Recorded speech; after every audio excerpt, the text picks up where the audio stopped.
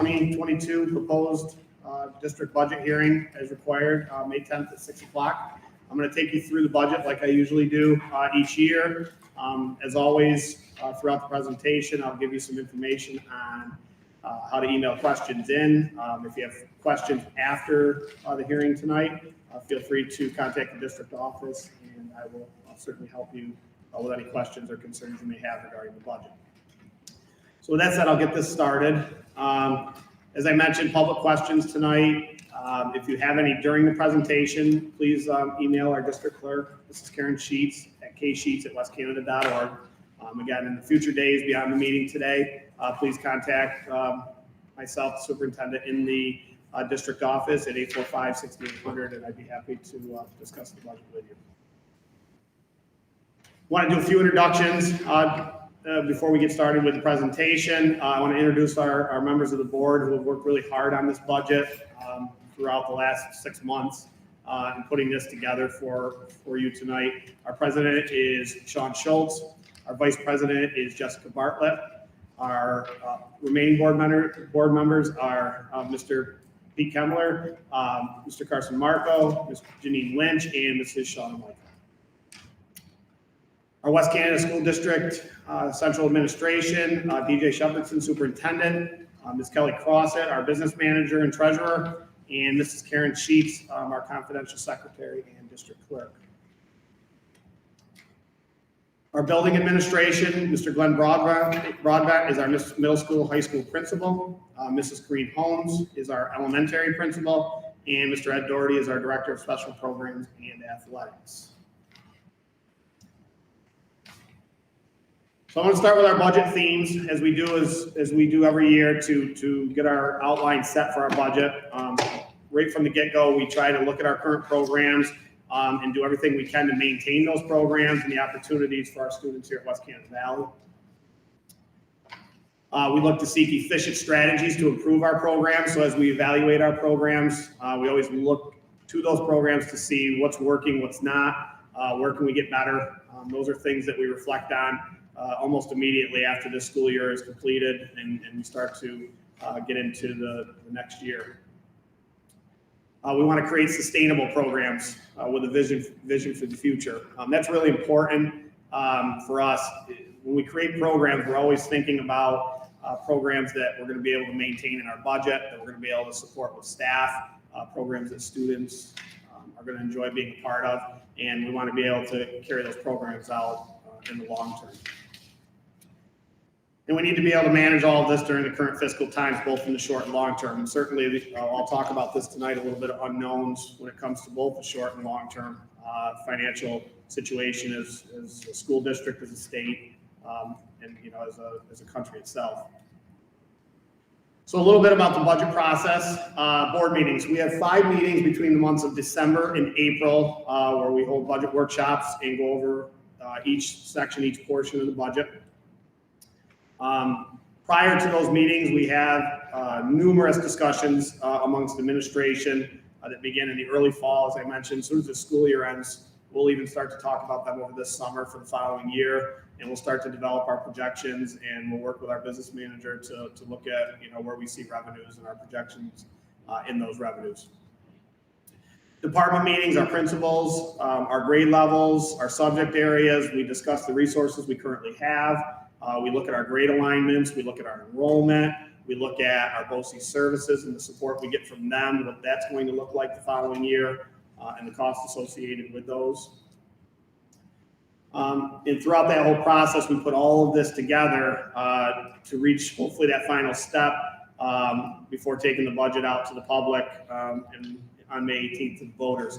And throughout this process, we worked well together to develop this budget, and we adopted it on time on April 12th during our last month's board meeting. I want to discuss the mandatory components of the budget. There are 3 of them. The first one is the administrative portion of the budget. All the money that's included in here is associated with the district office and administration, the business official, our office staff, our account clerks, tax collection, all of our administrative costs associated with BOCES and any capital project costs that are associated with our planning process, all of our legal services, and any costs that are associated with our Board of Education. The capital portion of our budget is the facility itself, the operations, the maintenance, the buildings and the grounds, and any debt service we have associated with past projects and things that we use to maintain this facility. And again, the largest portion, as you'll see, is in the program. This is where all the instruction takes place in K through 12. Our transportation of our students, BOCES services, both special and occupational services that we use our Herkimer County BOCES for.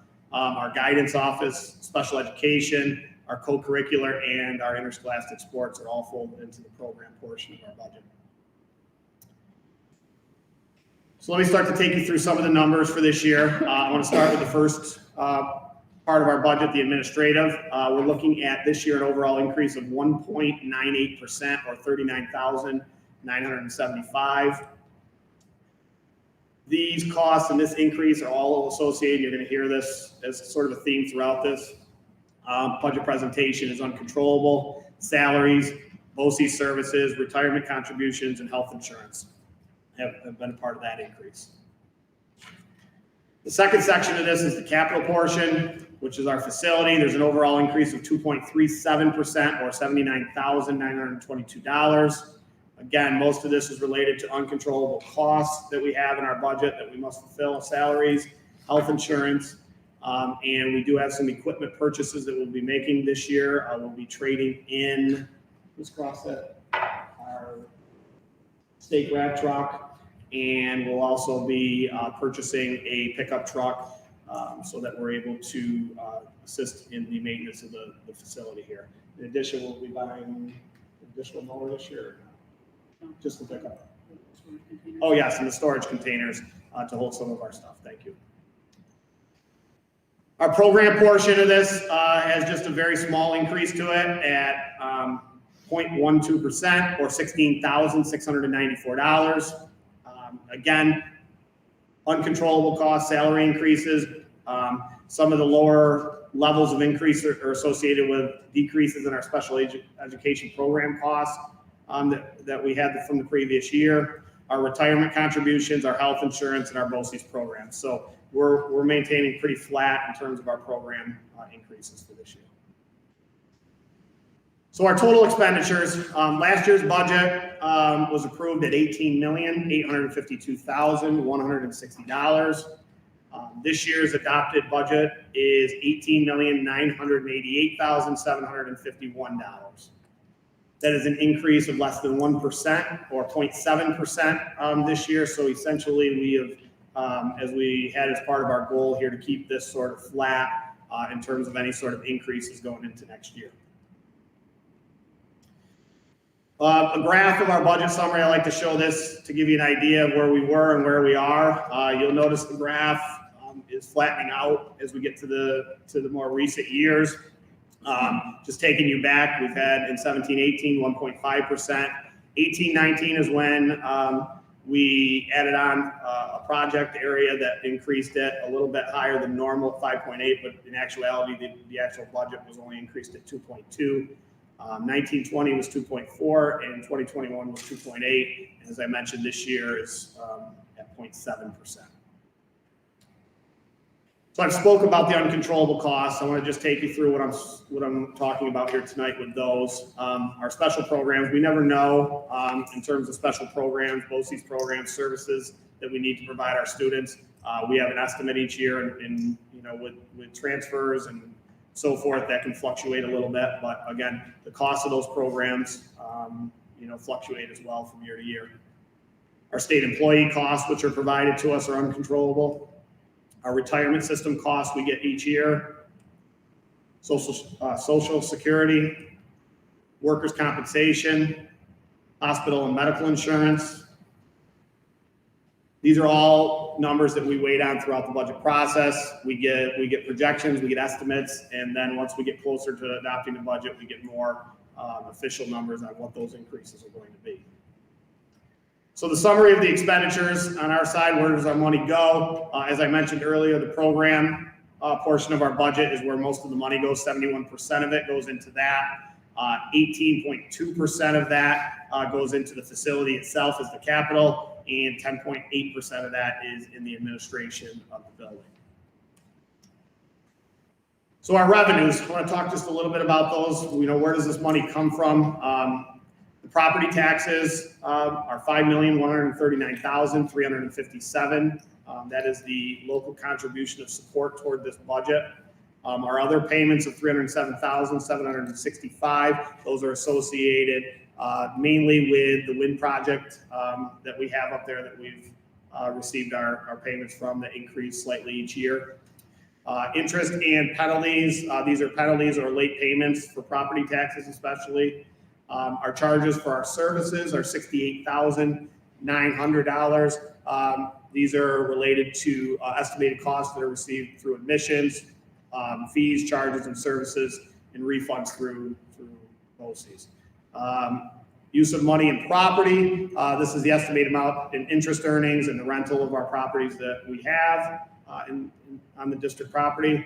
Our miscellaneous of $159,500. These are the reimbursements we get from Medicare Part D and our refunds from prior BOCES expenditures where there's been, we've underutilized that amount of money. State aid this year is at $10,705,234. That is fairly flat from last year, or essentially flat from last year in terms of our state aid. We know at this point in time, we're going to be watching closely those revenues from the state. Flat this year. We're going to see where those go from in the years ahead, and this board and everybody in this district is working hard to watch that and to plan for potential decreases, worst case type scenarios. Our state building aid is $1.3 million, or $1,336,426. This is in our foundation aid, transportation, excess cost, gap elimination adjustments, textbook aid, computer and software aid, and library aid are all piled into this aid package. Our federal reimbursement of $40,000. That is it? Just cross up Medicaid again here. Okay, reimbursement. Medicare, sorry. Medicaid in terms of our federal reimbursements of $40,000, and the district is allocating a fund balance toward this budget of $1,199,269 to offset any sort of tax increase. So the summary of our revenues, you'll see our state aid represents 63.4% of the revenue side of this budget. 27.1% comes from our supportive taxpayers in this district. Fund balance is 6.3% toward our budget, and the others are 3.2%, all of the other revenues that we discussed in terms of window projects and other reimbursements. So tax rate versus tax levy, I want to talk a little bit about that. That's always a question when we look at our budget each year. So your tax rate is the cost per 1,000 of assessed value on home or property in the district. Our projected tax rate on true value is $16.86. Again, that's projected. And our projected increase this year in terms of tax rate is 0%. Our tax levy is the total amount that we need from the taxpayers to support the proposed budget that we're presenting tonight. This amount is determined after all the sources of our revenue are projected. The tax levy for the 21-22 school year is projected to be $5,139,357. Again, this is an increase of 0%. There's zero. We have plugged in 0% on our tax increase. A little historical tax levy to take a look at here. In terms of 16-17, we were flat at 0, 17-18, 1%, 18-19 at 1.9%, 19-20 at 1.5%. Last year we were at 1%, and we are again at 0%. So you can see as we've gone historically here, we've worked really hard to put together programs. We're conscious of our fiscal budget, we're conscious of spending, and we're also conscious of our community in terms of the support that you guys all give to us. So what are we getting for all this? I like to take us through this each year as well, just as a reflection of everything that goes on in this building here. I think it's tradition here that we have a great school system. This is a great place to send your kids to school. We have great facilities. We have a great staff. We have a safe environment. You know, if anybody asks about this district and sending their kids here, they hear nothing but positive, and those are things that are important to us as we do this budget and as we continue to get through our school years. Strong academic results. We place a lot of emphasis on what our academics are, the programs that we have, and you know where we want those programs to be, and high standards for those results. Our graduation rates are consistently high every year. We graduate students at a high rate in the 90s to near 100% each year. And, you know, that's something that we focus on to continue. On top of that, we want to prepare our kids for life after West Canada Valley. And we receive very, very high ratings, including a level 4 rating, which is the highest rating for preparing kids with 21st century skills in our most recent report card. So we're doing a great job at the top. Our staff does a great job, and our community and board does a great job supporting that. High Regents diploma rate. Our students graduate with high honors, high Regents diploma rates in this district consistently each year. Our attendance rates are a level 4, the highest rate you can get in the state in terms of student attendance. Our extracurricular programs, we do a great job here. We're small. We don't have, you know, a high enrollment, but we offer a lot of programs for the kids here, and as many as we can support here with our enrollment and our financial means. Our art and music is very strong. We have high enrollment in both our music programs and our art programs here. Kids are really, really enthusiastic with those programs, and we continue, you know, to produce quality programs in those areas. You know, I look forward to the time when we can start to show our community again what those programs look like. Our college credit, this is an area that I'm you know, as a district, I'm proud of. Our college credit offerings continue to expand. We offer a large number of college credits through College Now programs and through our advanced placement classes. And then probably the last 5 to 7 years here, where we didn't have any advanced placement classes, we now have a large number of those. We have juniors that are getting double-digit credits by the time, you know, they're finishing their junior year. With another double-digit credit opportunity by the time they get to their senior year. So we have kids that can, if they want to take advantage of that opportunity, can graduate with 20-plus credits before they even leave West Canada, which is really good for a small school. We expanded our online advanced placement, so where we can't offer AP classes due to our size, we've created a situation where students who really want to advance themselves can enroll in advanced online classes as well. And this is going to be year 3 of our agricultural science and business. So our ag science program, our enrollment continues to increase every single year here. Mrs. Stream does a great job with this program, and the kids are certainly enthusiastic about that new program. Special education, I put our special education up against anybody. We do a great job supporting our students, both students that are in this building, students that need additional supports outside this building. And we create budgets to make sure that stays consistent. And our low per pupil spending. We continue to do all of this, and if we look at our per pupil spending, which is what a lot of, when we look at budgets and data and things like that, we continue to keep that rate low and offer a lot of opportunities. Our DOT passing rate is consistently at 100% with our school buses.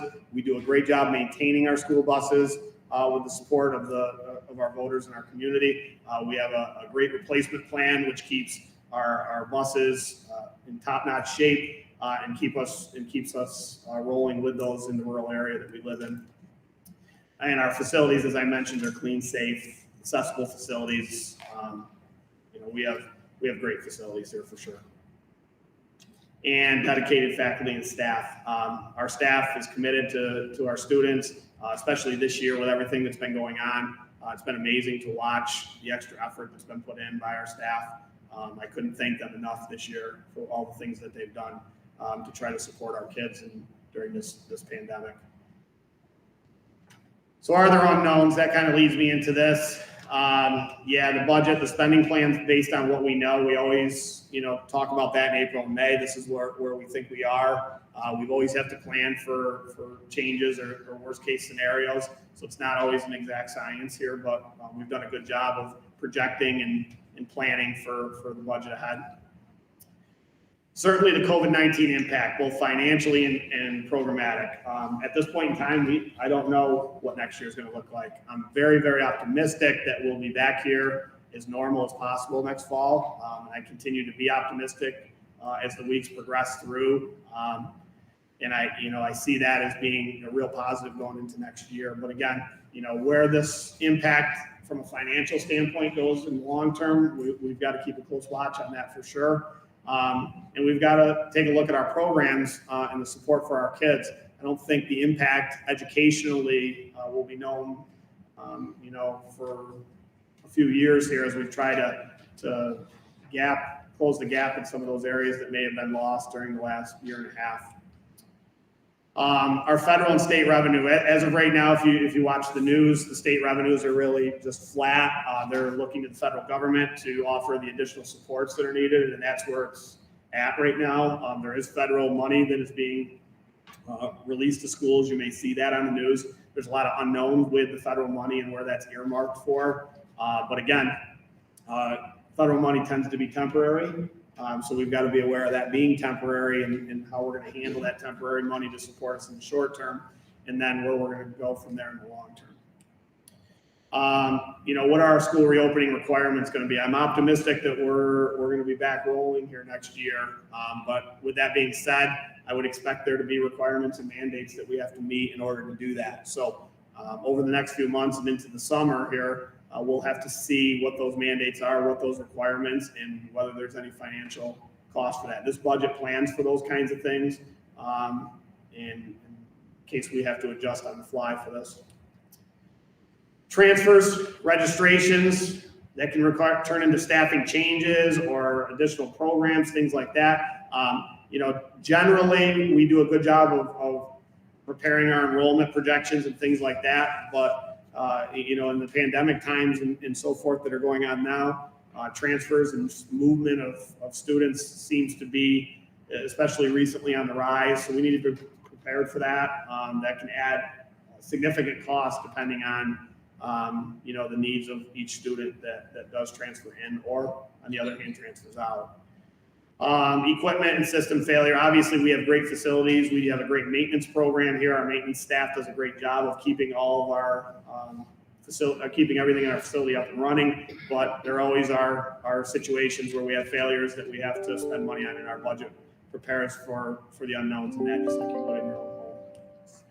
Fuel costs. That's you can see where we're at with that right now. They're on the rise. This is not unexpected at all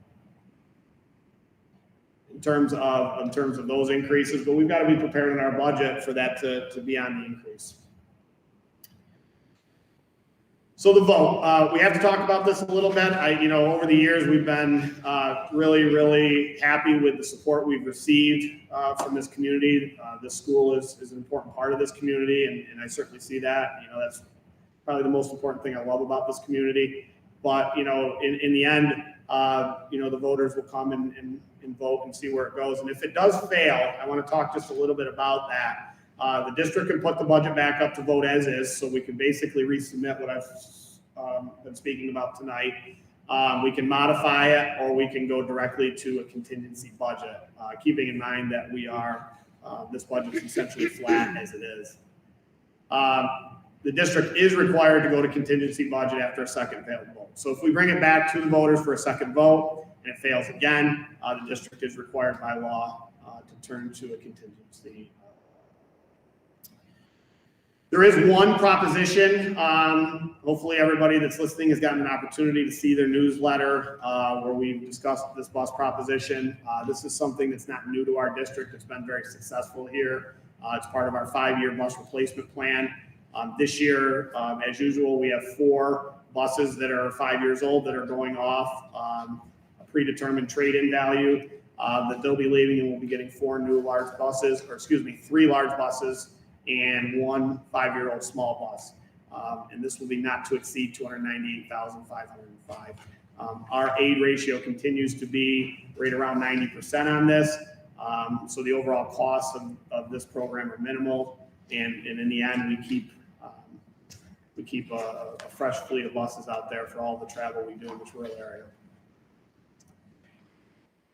School board elections for this year as part of this. There are 3 board seats open this year. One of them is the vacated board seat from this year. I want to thank this board in here. There's been 6 board members here throughout most of this year, and they've done a great job working together to keep this district rolling here. We will need to fill that seat. It is open right now going into next year. There will be 2 open 3-year terms, and there will be 1 2-year term that replaces the vacated seat from this year, which would be in its first year. The candidate that receives the 3rd most votes will receive the 2-year term by law. Our board candidates, we did have 2 people submit their petitions to our district clerk. Janine Lynch and Sarah Northup Lynch both submitted petitions to run for the Board of Education. As I mentioned, we do have 3 seats that are open this year. So what's next? Our budget vote, our board election, May 18th, 2021. We are back to normal this year, thankfully. Our voting will be in the lobby as always here for in-person voting, and it'll be set up as everyone is used to seeing. With our election this year, it will be from 12 to 8 in that lobby, where we will count after that, and our board will vote to accept those results. So with that being said, I want to turn to our Board of Education first here with questions in regards to anything that was in the budget that we adopted or anything tonight that we discussed that anybody has a question or concern about tonight. I do want to thank the board again for everything we've done. I've had the opportunity to work with most of these board members for many years now. Our process, I think, is really well done. We go through it thorough. We spend a lot of time on it throughout the school year and cover each area of this very closely and make some tough decisions. I give them the information and they have to sit down and make some tough decisions. And I can say program-wise in the school, that's their focus, the students, and they keep a conscious eye to the community and making sure that we're not putting too much stress on our community. So I thank the board members for that. Mrs. Sheets, did you get any questions from the public? I did not. So with no questions from the public, that will conclude our budget presentation for this year. I want to thank everybody again for their work during the process, and I hope everybody gets an opportunity to vote on May 18th. Thank you. Do we have any watchers?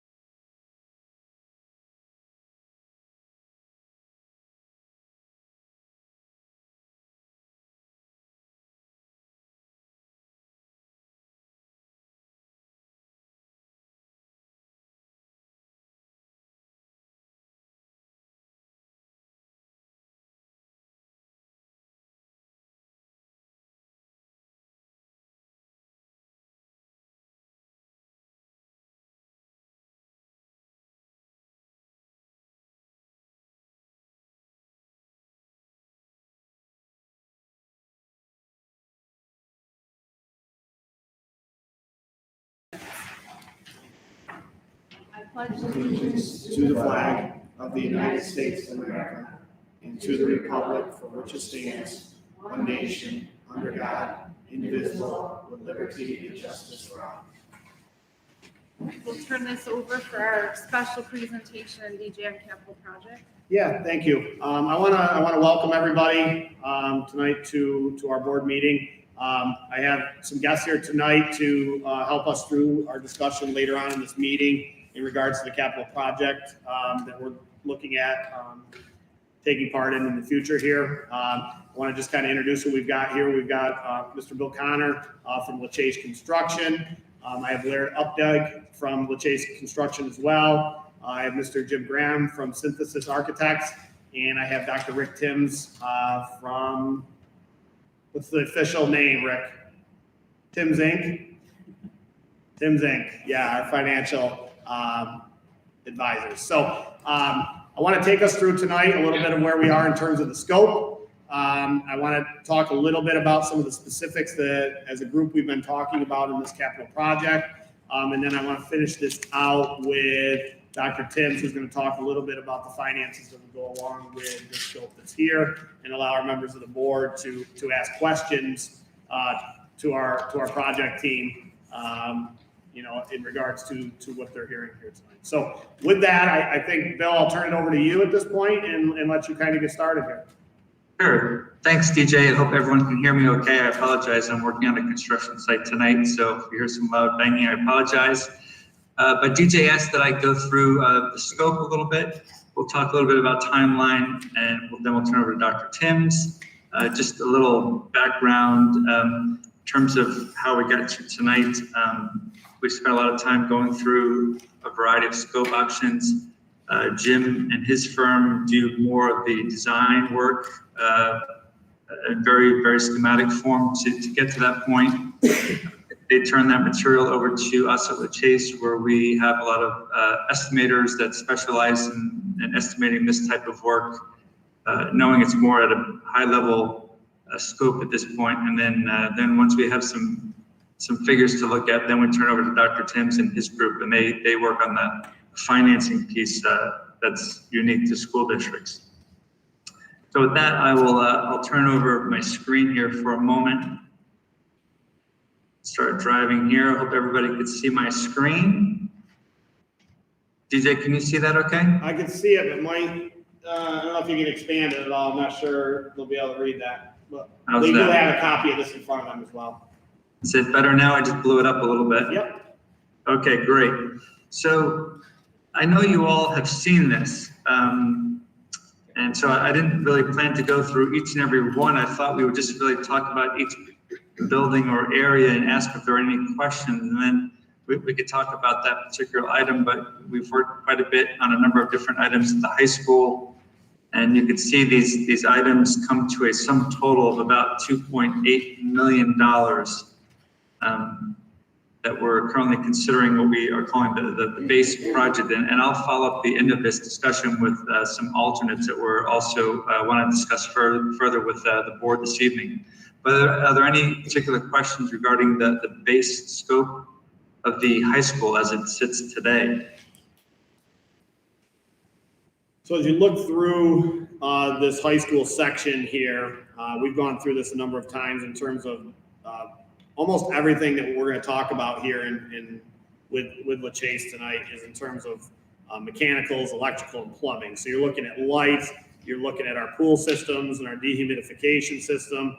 We do have some finishes in the pool area that we're looking at as well. We're looking at tanks, our water equipment, our utility controls, our lighting in the high school, the door entries in the high schools, exhaust fans, and obviously filling stations when it comes to drinking fountains and things like that.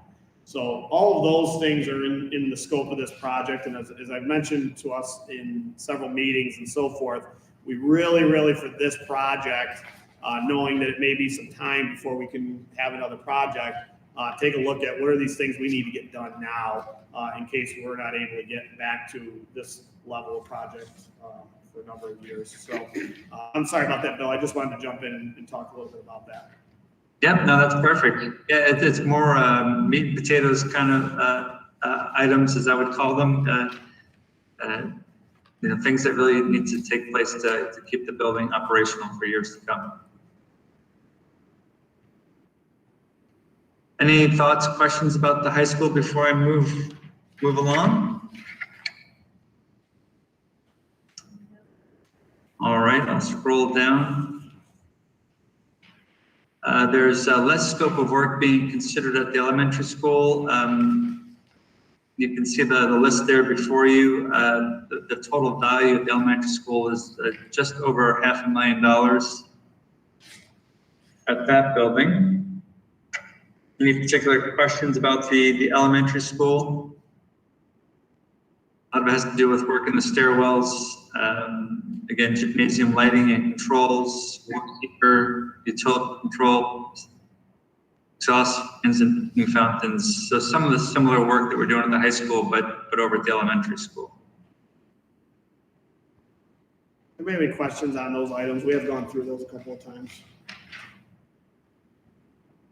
Okay. I think we're good, Bill, with those items as well. Okay. And then bus garage, again, about even smaller scope there, about $300,000 worth of items there. Some flooring work needs to be done. Some lighting improvements, again, going to LED. The diesel fuel storage tank needs to be replaced. The existing one, I believe, is 35 years old. Exhaust fans, and doing some work on some of the exterior doors. Any questions with the bus garage? Okay. I think we're good with that, Bill, as well. Okay, so moving on to site work, and this is back behind the high school. You may or may not remember in the last project, this was contemplated, but it was not done at that time, and that was to construct bleachers along the slope adjacent to the backside of the building. So you can see the figure there for that. Any questions regarding that work?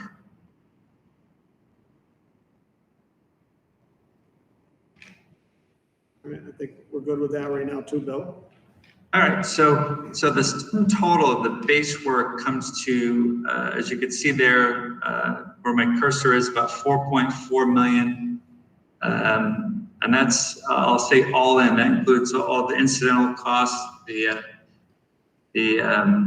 any possible escalation, because I'll talk about schedule a little bit afterwards, but we're anticipating the work not taking place until about June of 23. So we're trying to anticipate what costs in the future are going to be. And then DJ had also asked for us to price up some alternates, and I think he went through this with you at the prior board meeting or one of the prior board meetings. We had a number of different a number of different air conditioning options, and we've honed in on two alternates. One was to do the high school auditorium air conditioning, and then the other was to do the elementary school, which had a number of different scenarios that we looked at, and Jim can talk more about this if there are more questions this evening, but we honed in on what was option 3 that was reviewed before, and that's to provide improvements to your existing unit ventilators and adding an option to provide air conditioning onto those units. They were made to accept future expansion and allow air conditioning. So we have those two different alternates, and then we summarized them in a few different ways at the very bottom. One was the base total, which was 4.4 million. One was to do the base work in just the high school auditorium air conditioning work. That was 4.7. The next option was to do the base work and just the elementary school air conditioning at 6.2 million. And then finally, if we were to do the base and both alternates, for a grand total of $6.5 million. So those are the figures. Before we switch it over to Rick to talk about financing, are there any questions in terms of the scope and how we got to these figures that Jim might be able to jump in on? Yeah, Jim, can you talk for a little bit about the air conditioning discussion? As we've talked a lot about this in our meetings, I've talked to you about a number of different options that we've discussed here and had you look into a number of different things. Could you talk a little bit about what we're looking at there in terms of air conditioning? Yes, I'm just going to grab the screen from Bill here real quickly. We looked at, well, first off, in terms of the auditorium, I don't know if there are any questions regarding the auditorium, but the auditorium is fairly straightforward. There's a mechanical room down below the stage. In that mechanical room, the existing equipment can be modified to receive the air conditioning. There'll be some duct modification that goes along with that, and of course the cooling equipment that needs to be connected to it. But that was relatively straightforward. The elementary, we looked at 4 different options.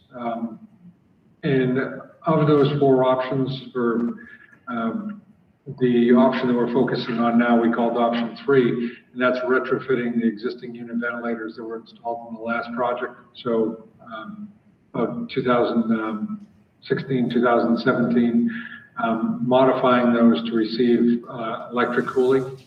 So each of the, for control purposes, each classroom would have a dedicated air conditioning condensing unit, and then each unit would be retrofitted to accept the cooling coil from that condensing unit. The building needs to be modified to upgrade electric to accept that additional load for all of the condensing. But of the 3 viable options, this was the most cost-effective option. So we studied each of these. The last project that was done was actually planned to accommodate this. So it's good to see that as we studied these different options, we came back to the planned option from the prior project as the best route to follow. So one other option that we looked at was portable units. Just from a state aid standpoint, the portable units didn't make sense. They're really not aidable. All of the other work is aidable reconstruction work. So even though they come in at different price points, the cost of the district is much lower to go with the capital improvement of retrofitting these unit ventilators. So if people are familiar with the unit ventilators that are in each classroom, it is those pieces of equipment that would be modified. So Jim, just a couple things about that. Aside from that, we worked with Dr. Timms on this as well. When we looked at the finances of buying the portable units and how many, we came to the conclusion they wouldn't be aided. So basically we'd be complete cost with that. Where if we work with the systems we have and the train systems we have, where we have the controls and things like that for air quality, likely we might even end up being cheaper doing the retrofitting than we would buying all individual portable. Would that be accurate? I would expect that to be true, yes. Okay. Secondly, can you talk just a little bit about mechanically with that too, the concerns over putting those kind of units in that we talked about with having those unit vents working as well, and how they counteract each other? You talked a little bit about that. So one of the things is, and especially given the COVID era, we're looking at increased ventilation, and we bring in a lot of air when we're cooling air, and we need to exhaust air as well. So we need to make sure our exhaust systems are up to speed, which they are from our last project. But putting cooling in the unit allows us to control the air as it's being brought into the space. There's other methods of cooling.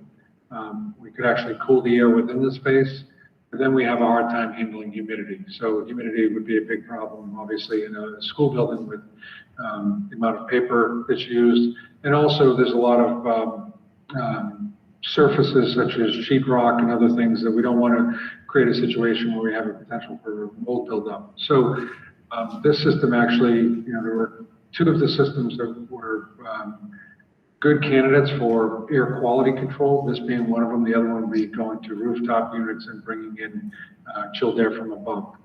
That would be working completely independently in addition to the systems you already have. So again, we fell back to the currently proposed system. Yeah. So thanks, Jim. I mean, I wanted to talk a little bit about that because, mold's a bad word in schools. So I want to, that's definitely an issue that was concerning when you brought that up to us as well. So yeah, and given, especially, given the district's history and the fact that we do have a lot of sheetrock surfaces in the elementary school, we would just like to avoid any likelihood of increased humidity. Thank you, Jim. So DJ, if I may, before we turn over to Dr. Timms and the financing, I can put up on my screen the very big picture timeline of what we're talking about for a potential project. So why don't I do that real quick? Yeah, perfect.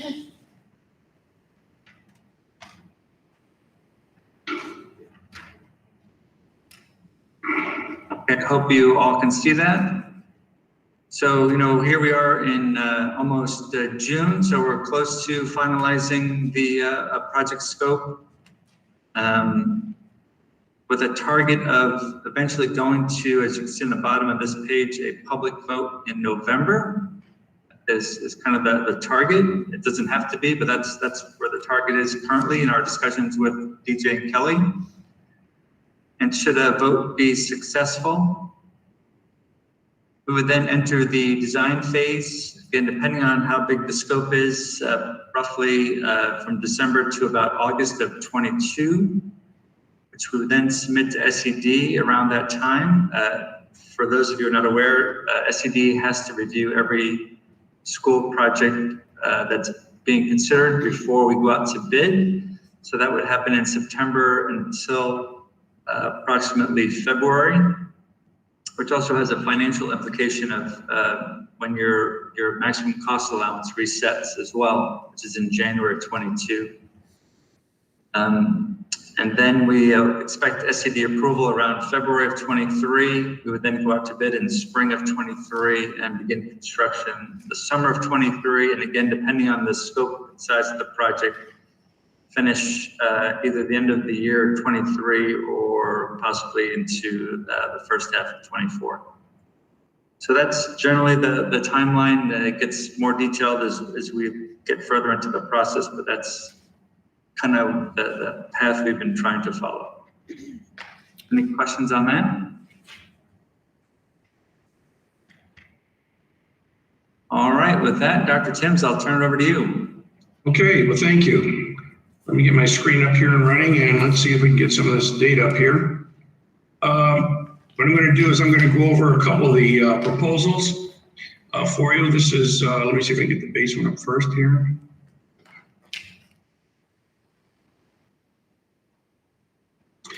Okay, let me minimize you guys. There we go. We've got a maturity schedule. Can everybody see the maturity schedule? I know you've got a copy. We all set? Yes. Okay, so really, if you remember, it was mentioned that the actual cost of the project is about $4.45 million with the base one. And of course, what we've got here is we've got to make sure we have what's known as a debt service offset, which is known as capitalized interest in here as part of your financing plan. The amortization schedule will last 15 years, as you can see. The state aid will begin in the 24-25 school year. The state aid cannot start any sooner than 18 months prior to the commissioner's approval date. And so we will finance it with a temporary borrowing, what they call a bond anticipation note for the first year. We would make this interest payment with an offset $90,000 in interest payments. Then our full band payments, our actual bond payments would start in the 24-25 year with the payment right here with interest and principal. And this would be offset your aid, so your local share would only be $88,000. Now, a couple of dates that are important, just based on what has been said already. If you do have a November vote date of 21st, we would look at SED approval somewhere around February of 23.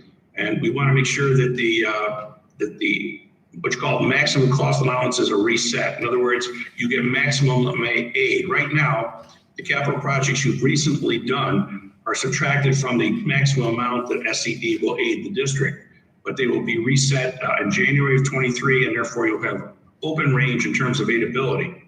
Our first borrowing would be in June of 23, and then a final cost report probably somewhere no later than it should be December of 24. So it could be done in January of 24, any time in there, similar to what's been said already. Your estimated aid ratio for this project is 90.8%. That's your building aid ratio. And we're assuming that we're not going to run into anything because renovations, we always end up with something that's new inside and find something. We're going to assume that 95% of this project will be totally aidable without a glitch, and it should capitalize interest. Right now in the plan, we have no cash being used by the district or capital reserve. Now, the key thing is that what we're trying to do is offset the cost of the project in as much as possible.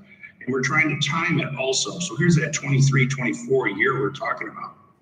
This is your current debt, as you can see right here. And what we're going to try and do is have the new debt come on in the same year as you have a drop in your existing debt to mute the impact that you would have on taxpayers, your tax cap, and so on.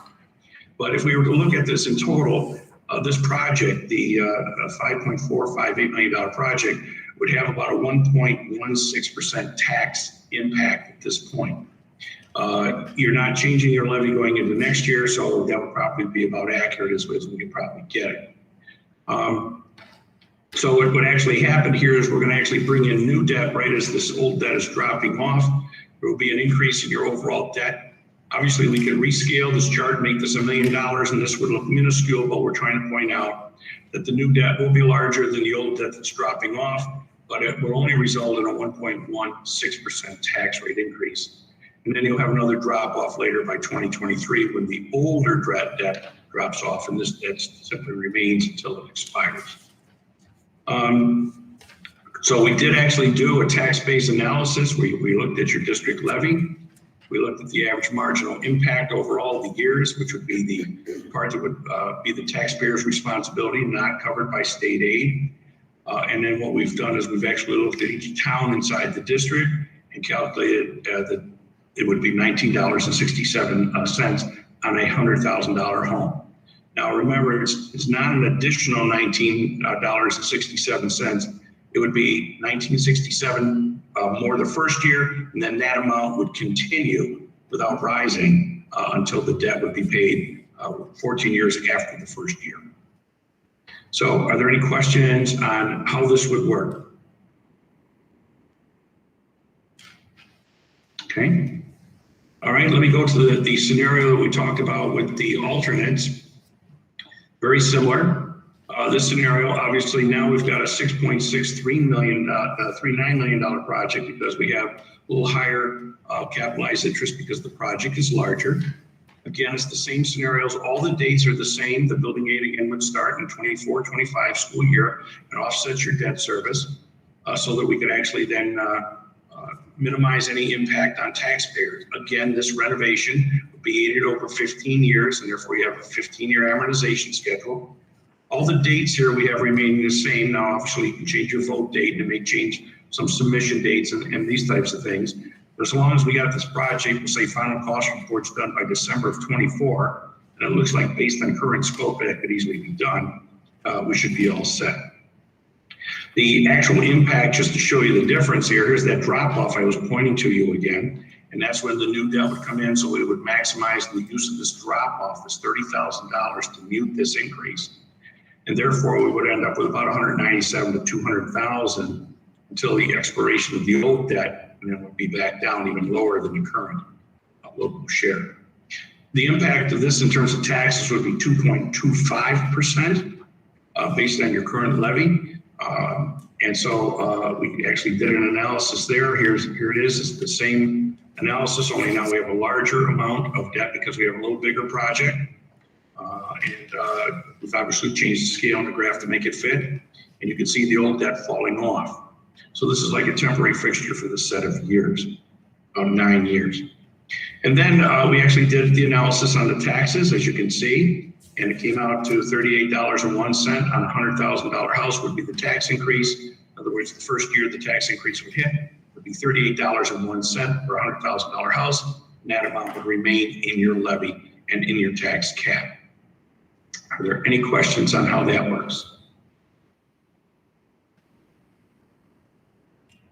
Okay. Just to review our timeline, because there's also a finance timeline, as you can guess. Let me see if I can blow this thing up a little bit to make it a little easier to read. How's that? A little better? We've actually already analyzed all the state aid from the scope. We're way ahead of that process right now. Unless the scope changes, I think we're pretty much set. If the scope changes, obviously, we would need to review it to make sure. And it's just like we did the research on the portable air conditioning units to find out those were not aidable and so on. So we want to make sure we stay within the parameters and maximize the state aid to minimize any tax impact. The big dates that we've got to keep in mind, though, is if we're going to be talking about pulling off a vote in November, say the first or second week in November, perhaps, we would want to contact bond counsel to make sure we've got the seeker resolution ready to go, and to make sure that they have all the documents for seeker to indemnify the board and move forward. And I think the architect and construction manager will be helping with that process as well with bond counsel. Then we would make sure we've got certified copies of that, and everybody's got copies so that we're ready to go. SED wants to be notified of anything. All of us have a copy. And then bond counsel will actually prepare some resolutions for the special meeting and the capital project vote, and they'll be distributed in board packets. We'll say on or about, we'll say September 6th is our preliminary date right now. We got a board meeting on the 13th of September. You would adopt the seeker resolution, and remember that resolution must be adopted prior to, even during the same meeting, as any proposition calling for a vote on a capital project. So the seeker must come first, even in the board meeting. And then we would have, of course, resolutions for the capital project. And of course, if you don't have contracts, you have a contract with us, so you're all set. But if you don't, for architects and bond counsel, you'd want to have those taken care of before then. Then we would all receive certified copies, and then of course we have the legal notices, and there's timelines for legal notices based on the board resolution date of 9/13/20, and making sure that we can actually get things out through publication, which is your official newspapers, the Observer Dispatch. These would be your publication dates for this vote, okay? And then you would actually have a project newsletter that would go out probably in the month of October. We would probably think that a public information meeting would be held in October, inviting the citizens to come in so they could review the details in the capital project for full transparency. We would need affidavits of publication to make sure all the publication dates were made from the paper. They must be certified. And then this would be hypothetically your voter referendum on November 9th. Now we could actually vote in the first or second week of December if you would prefer that instead. But remember, then that sets other timelines back in terms of submissions and so on. But I'm not so sure that would hurt anything, but it'd be up to the board. Then, of course, once we get a positive vote, if we get a positive vote, we would certainly want to send in what's known as a letter of intent, LOI, letter of intent to facilities planning, asking for project numbers. We would then make sure that all the certifications go to bond counsel about the vote, and the bond counsel would prepare a bond resolution and notice of estoppel for the board. On the 12th of December 13th, the board would adopt, using 2/3 of its voting strength, would adopt a resolution that would notify the citizens that the vote has passed, and further that they're going to borrow money, and there's an estoppel waiting period in case someone wants to challenge it, although in my career I think it's been challenged maybe once or twice. So the official notice goes to the newspapers, they've got to be published and certified, and then the 21st day, I'd say then by around January 7th, using this schedule, the board could proceed with any type of work it needs to do in terms of getting ready for financing. Remember, the district cannot borrow any money until commissioner's approval. And I think Bill has outlined when that could possibly be based on this schedule. So are there any questions there?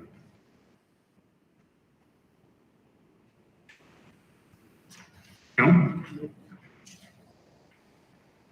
Okay, I guess I'll send them. No, I got a couple. So, Okay. Dr. Tibbs, a couple Yes. things, just as we look at this and we talk in terms of, I hate to use the term, but we always look at our projects and the financing of it and the tax impacts. We look at that, I would say, very conservatively in terms of, for lack of a better word, worst case scenarios that we're looking at in terms of costs and impacts. So as we look at that, can you talk just a little bit about things that we're looking at or options that could become potentially there to offset a tax impact if the board, through our discussion tonight, wants to entertain a little bit of a larger project? Okay, well, first of all, we've taken a very conservative approach to interest rates. Right now, we're doing capital projects that probably have interest rates around 1.5%. In some cases, the bond anticipation notes are under 1%. We're gearing this up as 4% because it's way into the future. We don't know how long the Federal Reserve will hold their numbers. Now, if they continue to hold their numbers, and even in the first band that we do is very low, you will start saving money instantly. So you could probably then do a bigger project and still have the same tax impact. Now, the other thing we've actually put in here is a bond percent of 95%, which assumes that 5% would be a considerable amount of money. 5% of, we'll say, the $4.5 or $6 million, $6.5 million would be non-aidable. Now, if we can secure and make sure that we might be able to trim that number by a couple percent, and that would actually offset things too, and you could actually create a larger project with the same impact. Although we'd always want to be careful to make sure that what we're going to be interrupting, what we're going to be getting into, is not going to end up with a cost that would be non-aidable. Right now, we don't see any of that in the horizon. So that's our extra insurance capacity right there. So technically speaking, remember that capitalized interest I mentioned is a part of the cost of the capital project. And if those rates go down, then those numbers could actually be recouped into the project for more work or a lower tax rate, whichever you prefer. Can you, I'm not going to put you on I don't want to put you too much on the spot. So this is a side note kind of the project, but just things you're looking into and you're going to be having meetings on, very little information. How about the federal money that's coming out right now? Can you talk to the board while I'm stealing you here for a night, just on what you know right now about the federal money?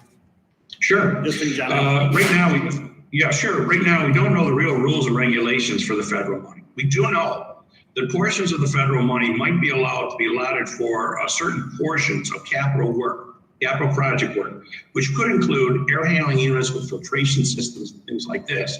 Because remember that the federal money in terms of capital work is supposed to be designed generally to stop the spread of disease, increase air quality, and things like this. But there's a lot of things hooked to that. There's boiler systems, heating systems, ductwork systems, there's a whole bunch of things. So we're waiting for the exact regulations to come out. So I think there's a possibility that over time, over the next couple of months, we may want to revisit the scope once these rules come out. And if we find any latitude with some of this federal money, we might be able to leverage that to help us with this capital project. So that can either be used to increase and change the scope and or change or alter the tax impact. Now, my only concern is this. My only concern is that some of you board members, and a lot of you know me for a long time, there's been a number of initiatives over the years, like most recently there was this Excel money, they call it, which was extra aid granted to school districts. And before that, there was like a 10% bonus on capital projects. The dilemma is if every school district in the state sees this federal money or millions of dollars of it, remember this is billions of dollars statewide, and says, wow, we could do some capital project work. And then all 673 school districts that get state aid run to the state education department at the same time. They have their projects approved.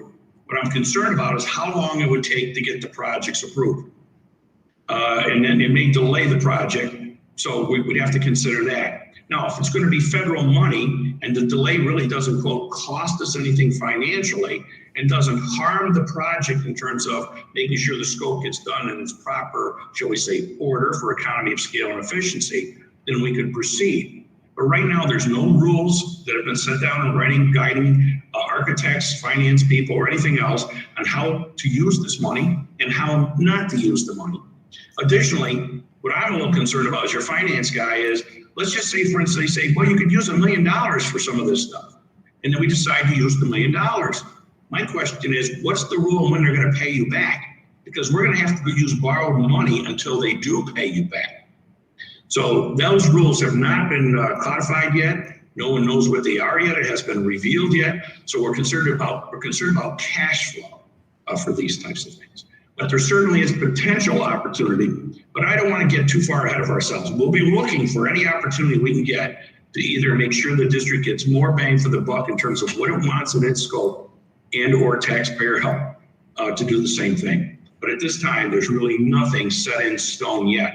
And we don't want to leap before I don't want to have to do things over and over again and spin our wheels because there's no rules and regulations right now. Does that make sense, DJ? That makes complete sense, Dr. Tibbs. Thank you for that. You're welcome. Does anybody have any questions for Dr. Tibbs in terms of his financial reports associated with this? Obviously, we're going to discuss all this information later in the meeting, but I wanted to give everybody an opportunity. About the Chase synthesis, do you have anything else at this point in time for us? No, I think we're good for now. Certainly, ready to address any other comments or concerns the board may have. Make sure they are feeling comfortable in the process as we've been working together as a group. Yeah. I appreciate all of you joining us here tonight. We've had quite a bit of discussion. You've provided us with a lot of information, but we're down to having some, real discussions on all of these things. And I thought it would be really helpful tonight for all of you to be here just to give a good review of all aspects of this project so that we could have a good discussion tonight. So I appreciate that. Thank you, everybody. You're welcome. Thank you. Thanks. DJ, if we hear anything else on the federal front, we will make sure to get in contact with you as quickly as possible. Yep, I would appreciate that because we'll talk a little bit about that here tonight. You got it. All right. Thank you, guys. Have a good evening, everyone. Take care. Good evening, everyone. Okay. Thank you.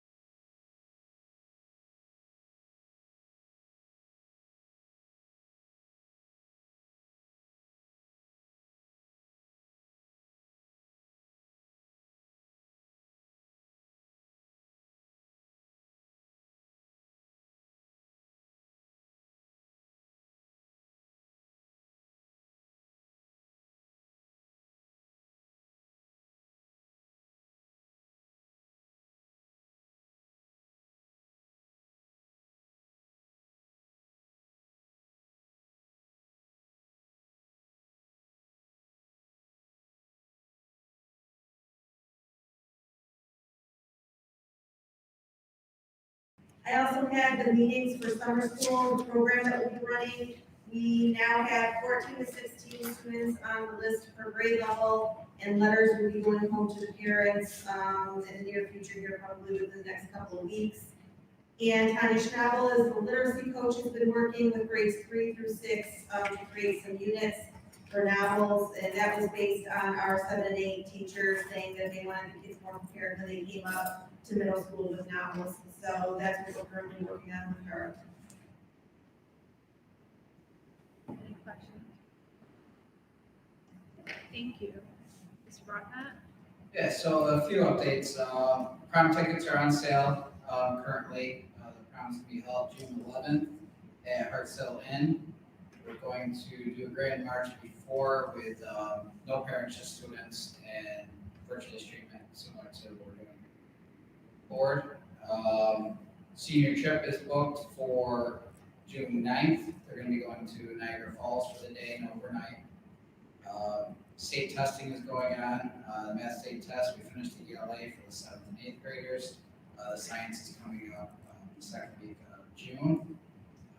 We have a number of vacancies that we've been posting and interviewing for, also in the high school.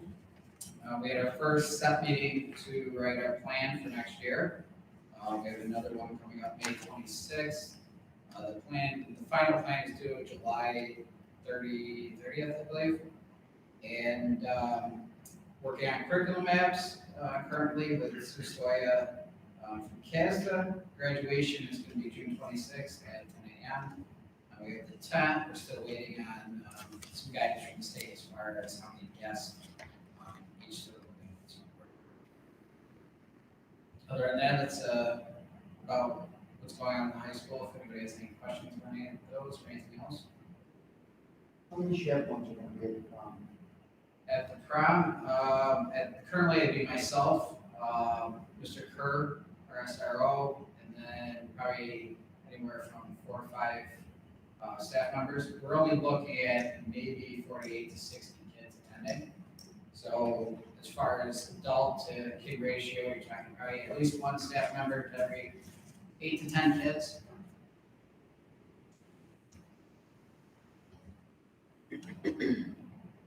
Was it approved by Hoover County Health to go to another county, Capital? Yes, yep, It was. yeah, we can go to other counties. We gotta follow the same state guidelines, or whatever they are at that point of the ceremonies. What are their guidelines at Park Hill? Will we see the guidelines that they? I can give you the guidelines if you like. I can Yep. get you a copy of those. Pretty much the universal guidelines. Currently, they have to sit with their group and stay with the group for primarily the whole event. They cannot have their mask off unless they're at their seat eating or drinking. Dancing has to be 6 foot apart. Originally, they had dance circles, but 6 feet apart, and they have to be within 12 the DJ. There's a lot of rules. The kids are aware of this, which kind of causes some of our lower numbers than we normally have. We're hoping that, some of the regulations relax a little bit by June 11th, but had several meetings, provided students with surveys as well as a sheet that they're signing, understanding what the expectations are, and that if they change, they will be following those expectations. So we'll talk about that as part of our discussion tonight. Mr. Broadbent made reference to that. What we're speaking about right now is the way it is right now with all of these things. And you can see this, like, it seems like weekly, there's just little tidbits of announcements that are changing. So a couple things, graduation's not till the end of June, the prom's not till June 11th. So there's some time here for things to change. So what we're speaking about right now, is where we're at this point in time. There's even some changes coming around here to the capacity limits. It looks like are starting to change a little bit. So we'll know as we get closer. So, but we do want everybody to kind of know the worst case scenario, and I'll talk a little bit about that when we get into the meeting too. No parents, is that what you said, no parents? Yes, no parents. You're having it indoors. The Grand March, you having it here? Grand March, we're gonna do it across the stage, like we normally do. We'll have the recording so the parents can watch it as well, and any other things. No means am I against it, but I find it quite interesting that no matter what activity we had for athletics, could not leave the county. But now all of a sudden we can leave the county for a prom.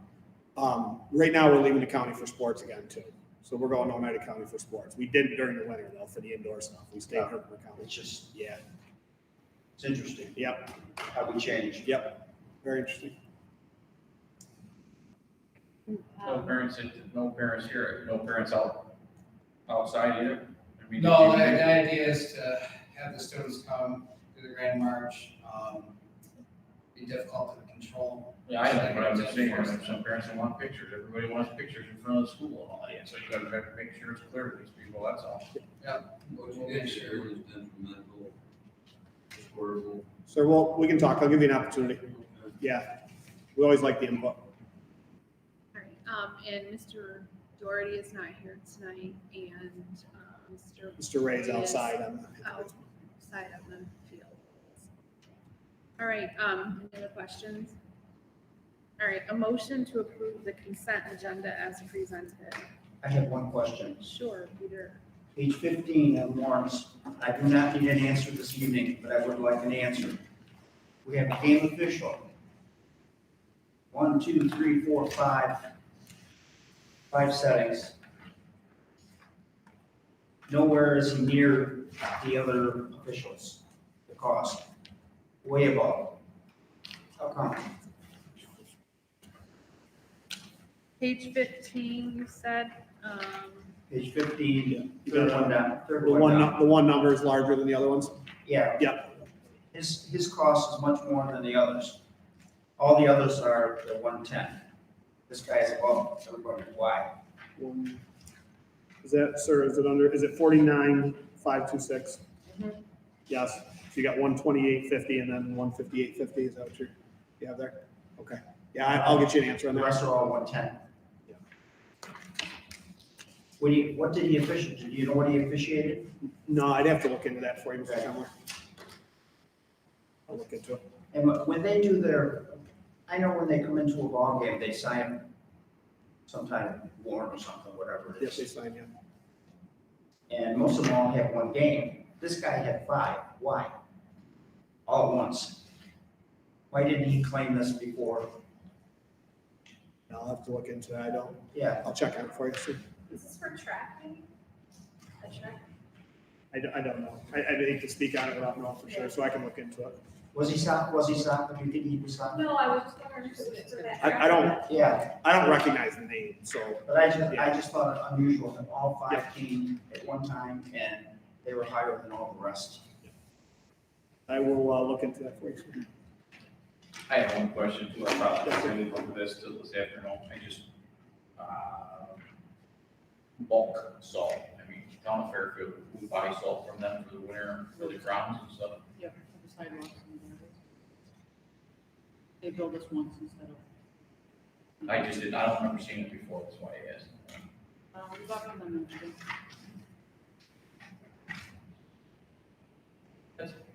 Any other questions? All right, motion to approve the consent agenda as presented. So moved. Pete first, Janine second, all in favor? Thank you. Motion to go into executive session for appointment personnel matters, including review and appointment of employee and contract negotiation. Donna first. Janine second, all in favor? We will be back shortly, not too long.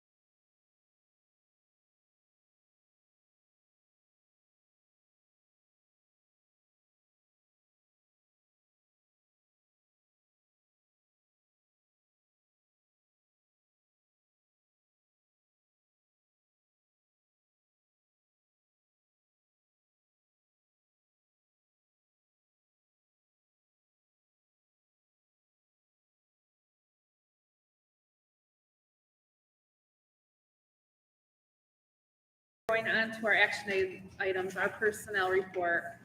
Resignations. I need a motion to approve the resignation of Valadine Chamberlain, teacher assistant, for purpose of retirement, effective June 30th, 2021. Shawna first, Peter second, all in favor? Motion to approve the resignation of Deborah Lapata, teacher assistant, for purpose of retirement, effective June 30th, 2021. Carson first, Janine second, all in favor? Motion to approve the resignation of Kyle Camilio, 7 through 12 art teacher, effective June 30th, 2021. Carson first, Janine second, all in favor? Motion to approve the resignation of Melissa Party, cleaner, effective April 16th, 2021. Carson first, Jessica second, all in favor? Motion to approve parental child care leave for Rebecca McCaw on or about June 11th, 2021, to return on or about September 1st, 2021. Carson first, Jessica second, all in favor? Appointments. Motion to approve Morgan Downey, English teacher, 7 through 12, 4-year probationary appointment in the tenure of English 7 through 12, Step 2 of the teacher bargaining agreement, effective September 1st, 2021. Carson first, Shawna second, all in favor? Motion to approve Melissa Party, substitute food service worker, substitute cleaner, effective May 11th, 2021, per the CSEA bargaining agreement. Shawna first, Jessica second, all in favor? Motion to approve Abigail Countryman, substitute teacher, K through 12, per the district approved rate sheet, effective May 11th, 2021. Shawna first, Janine second, all in favor? Motion to approve Gloria Snyder, substitute monitor, effective May 11th, 2021, per the CSEA bargaining agreement. Carson first, Jessica second, all in favor? Motion to approve the 1-year contract extension 2021 through 2022 for the CSEA bargaining. Shawna first, Peter second, all in favor? The district calendar update, motion to approve Friday, May 28th, and is that it? And Tuesday is June 1st, okay. And June 1st, Tuesday, proposed update for the district calendar. Janine first, Jessica second, all in favor? Yeah. All right, discussion items, capital project. Okay, so I want to carry on our discussion about the capital project. As I mentioned, I wanted to bring our project team in from the Chase Synthesis and Rip Timms Inc. To talk about everything from the scope to the different varied options of the air conditioning that we discussed in several meetings prior to this, and then obviously the financials that are associated with that. Just to jump on a couple things, and then I want to answer any questions you might have and kind of discuss where we want to go with this. I had Dr. Timms discuss the financials because I want you to have a good picture of what you can do and what you can't do, and what are possibilities here in terms of financials. So when we look at these scopes and we look at these estimated numbers, obviously they're on the conservative side of things, as you heard them say. And then we hope to reel that back in a little bit and get as many of these items that you would like into the project within a cost frame that you would like as well. When we go to approval, it's important to know we go to approval for an amount of money, but that doesn't necessarily mean you have to spend that amount of money as well. So you can get into a project and say, you know what, we want to get this done. We're not going to have a project for a while. We're going to go into this with this worst case scenario, and we're going to hope this comes in less. And sometimes boards will decide to use the extra money that's been approved to do other things. But then there's other times that that money will just go against the debt, and then you're offsetting things. I also had Dr. Timms talk about the federal money. That's, I don't want to dive too far into that in terms of reliance, but with that being a one-time amount of money that we're getting, and it's not something that's reoccurring, where it will support long-term use of programs.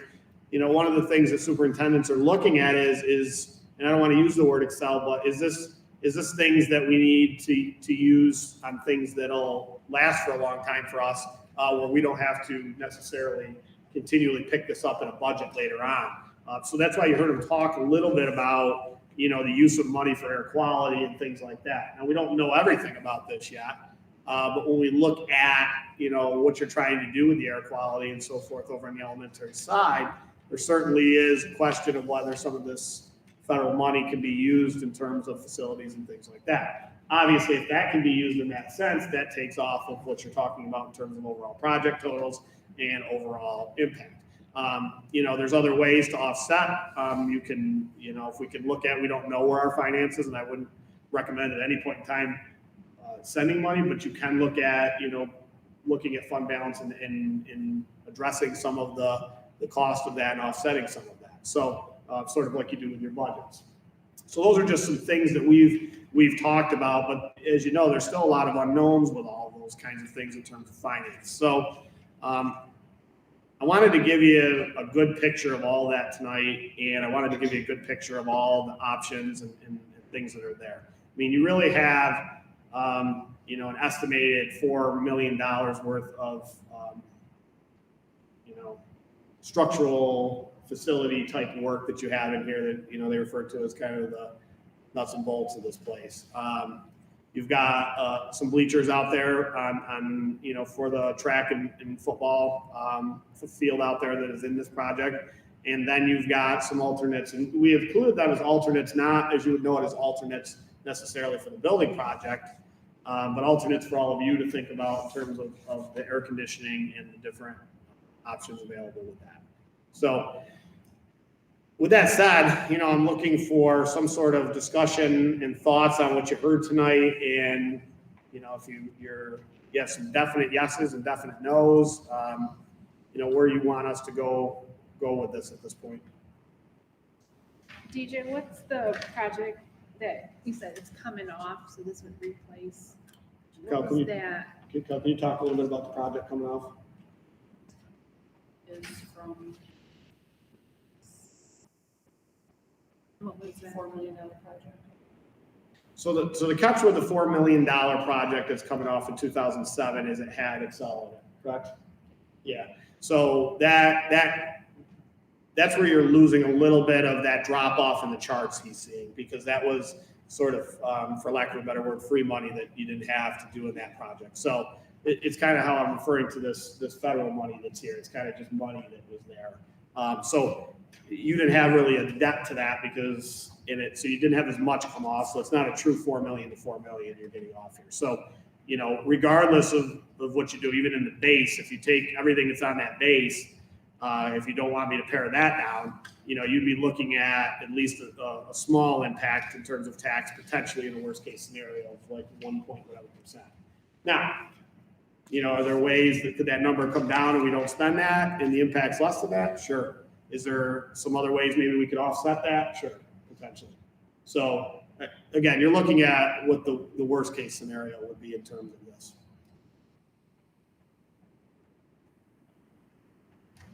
Well, I don't know if I'm in favor of bleachers. Yeah.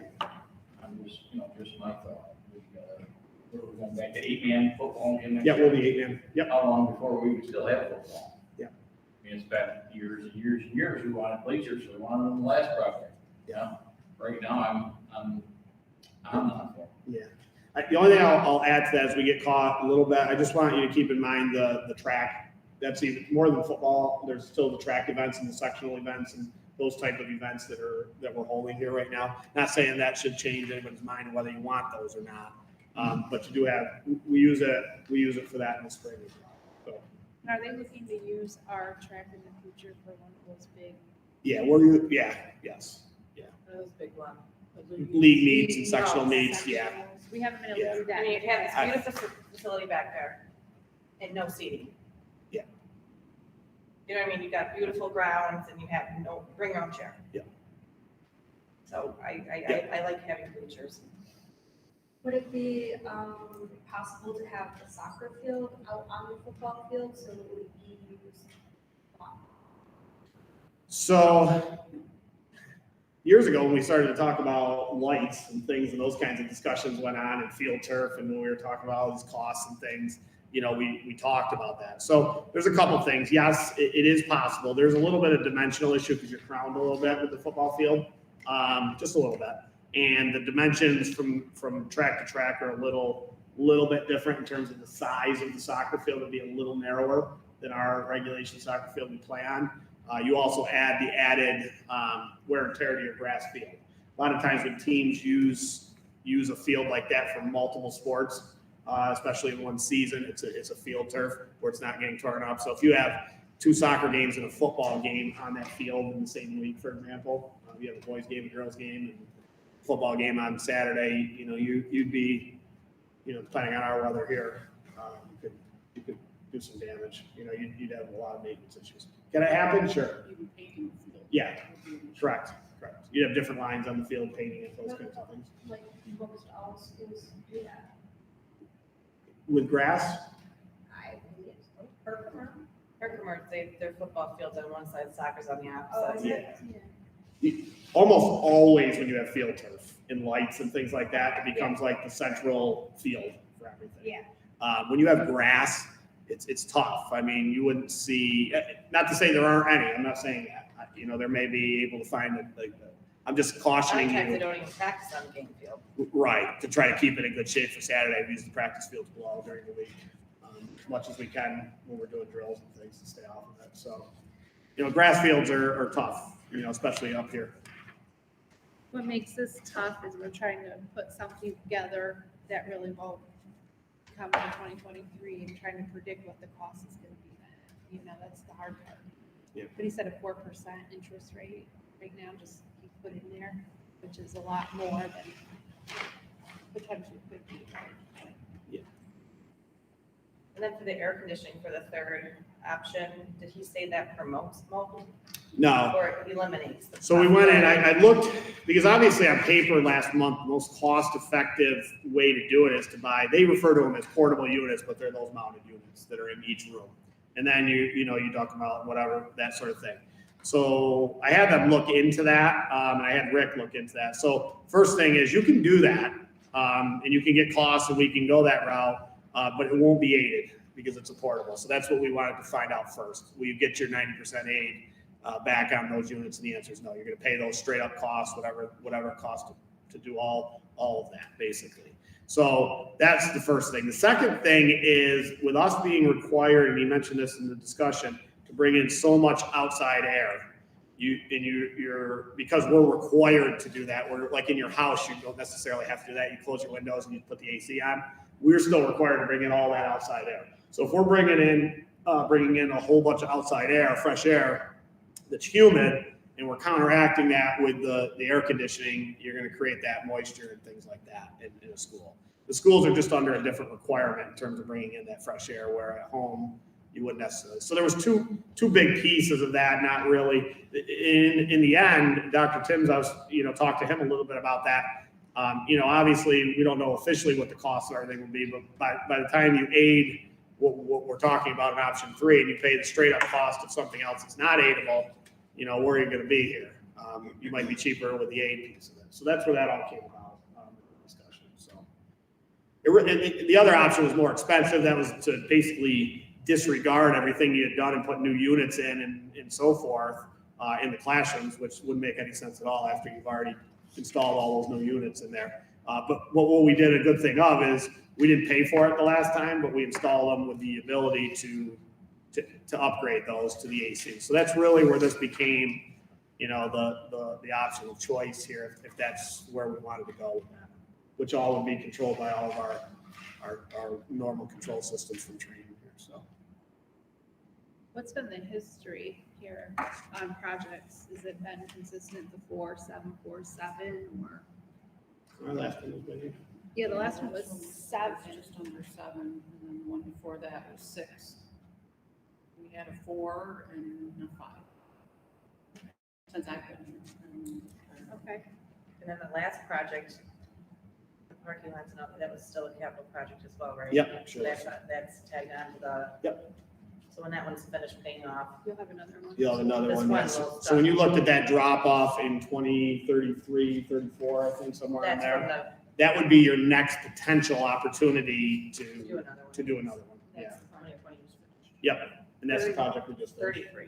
So that'd be the project you just finished. So that's the one thing that's a little bit different right now for you is not that you can't plan and do some things around here, but if you're looking to align it with debt service and debt falling off and those kind of things, you're in 2021, project getting done in 2024, you're another 9-10 years before anything goes on again at that point.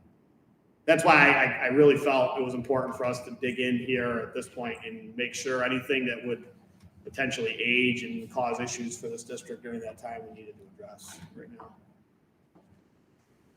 Did you do a bunch of cool work in the last one? Yeah. I thought we went through that, I remember that when you painted and all that, going through it. That was a project before that, right? That Before my was time. painted in 08, that project. Yeah, Time flies, huh? Yeah. and it's the paint came off. And so the two big items of that diesel fuel tank and the humidifying unit that we've been talking about. We throughout. took that off the last Yeah. project. What, in regards to the interior doors of the gym, what doors are we talking about? So the doors that close and lock when you come into the gymnasiums, the elementary gymnasium, and the elementary is the original doors that are there, and the doors coming into the main high school. They don't lock appropriately. They're not good. They're not secure doors. They were done in the last project. No, not those. I've never done those. The elementary are like when you built the school, I think. Am I correct? The high school ones were done in the last project with the lockers. No, I didn't do that, was Mr. longer ago Cumberland. than you think. That Yeah. was again in 07. I didn't do that one. And I'm not in favor of the bleachers. I don't think we need them. Here comes the old school. I stood on that hill when there were 3,000 people at a ball game. Nobody complained about not having a seat. I'm more concerned about the air in the elementary building. Yep. Which has been a problem for years since we built the building.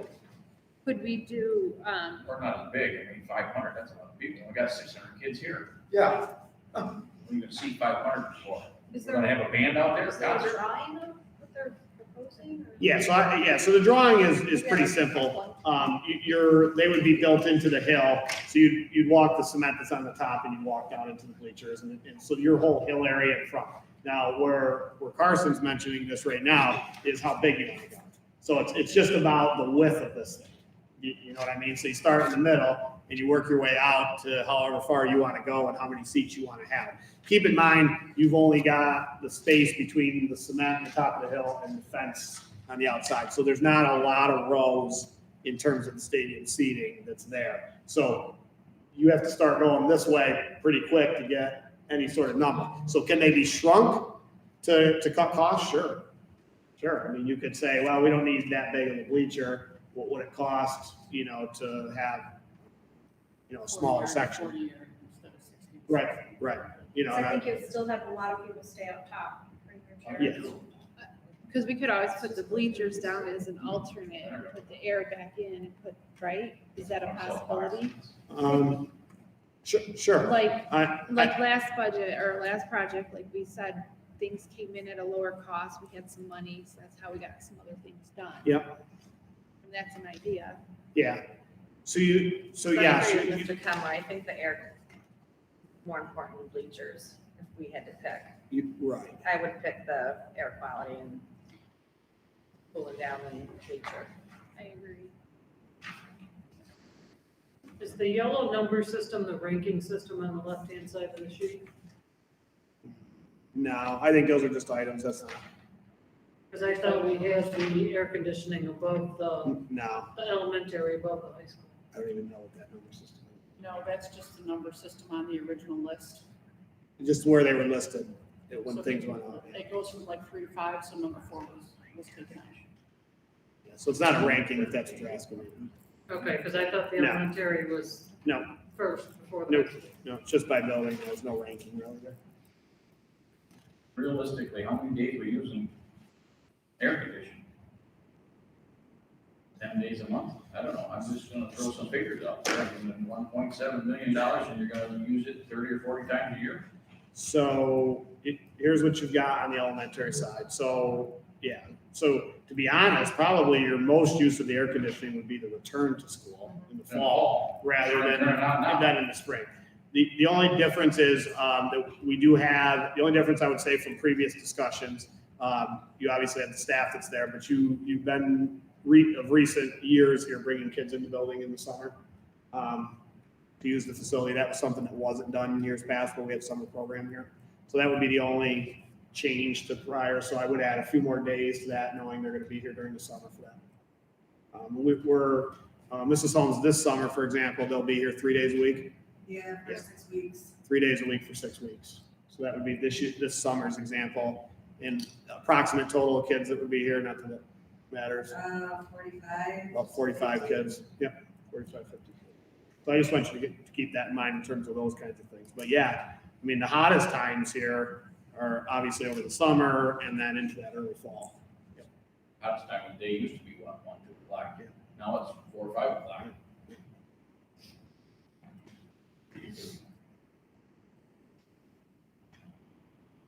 So what more do you need from us?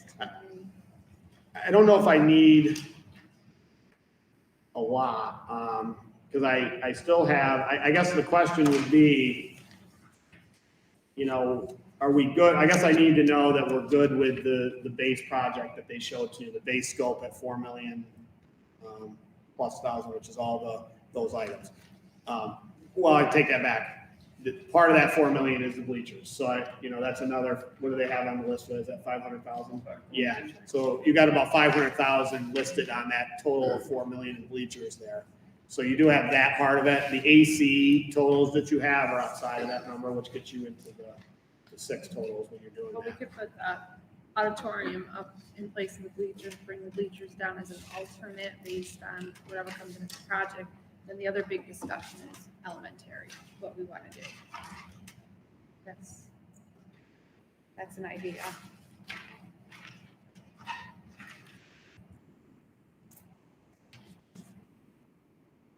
You want us to go around and say? Yeah, I guess just to give an idea, so I got a feel from where we are here. I think I get a feel, is there anybody that's opposed to the base scope? Is anybody other than the bleacher part of it? With the remaining items we're okay with. So you're looking to spend around $4 million, is what you're saying, roughly. Yeah, with the base price, Mr. Marco, is what on that? You have that right in front of you? Might borrow your glasses. 4.4. 4.4? Yeah. Yeah, so if you eliminated the bleachers, for example, you'd be right around that 4 million mark. Yeah, maybe just under the 4 million mark with the bleachers gone.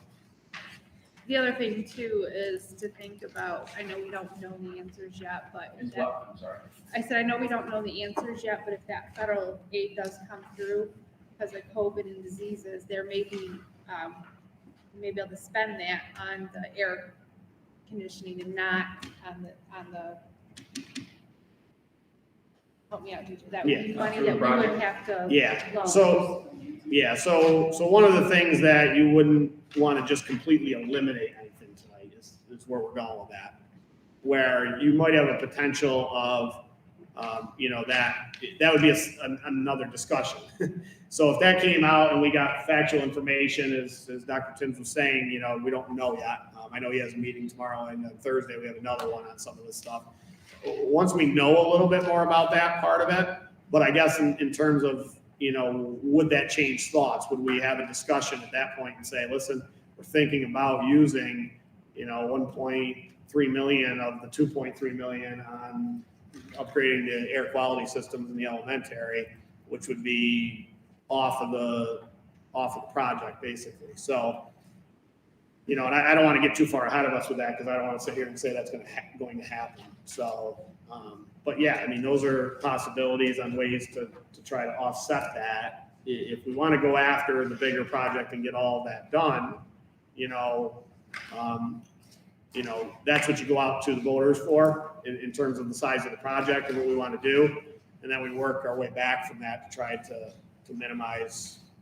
And we basically discuss that as we present the project, that we're looking at this as a worst case scenario, but we're gonna try to access this federal funding. We're gonna try to offset as much as we can the limit that we're doing here too. So, I mean, those are just different ways to present it.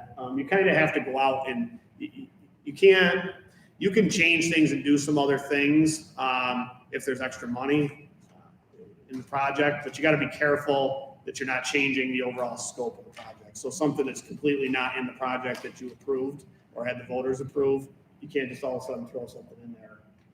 It's not as part of the scope, unless you go right back in and say, we're going to retake this and go with it, so.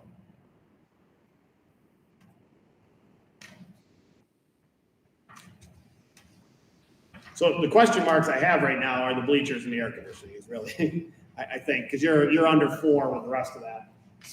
The rest of the items there. Is there any other questions on the rest of the items besides for bleachers and AC? Is that what we've really narrowed this down to, the discussion? What about the auditorium? What's that? What about the auditorium? Air conditioning, you mean?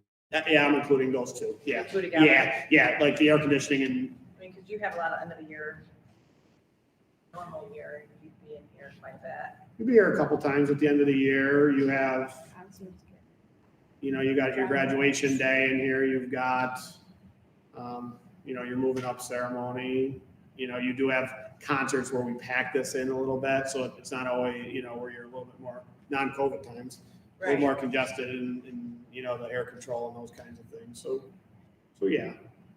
Do we utilize this a lot during the day though? I'm not going to sit here. We have band and things, but and chorus and things like that. But this isn't, on a daily basis. Where you're looking at the other stuff on a daily basis, I guess is what I'm saying. That would be the only thing I would say about that. It's tough. It was just listed in here two separate, so that's why. Yeah, he wanted you to see what the two different, in case you decided to just want to do Do we really need air conditioner? Do we need to move some air? Yeah.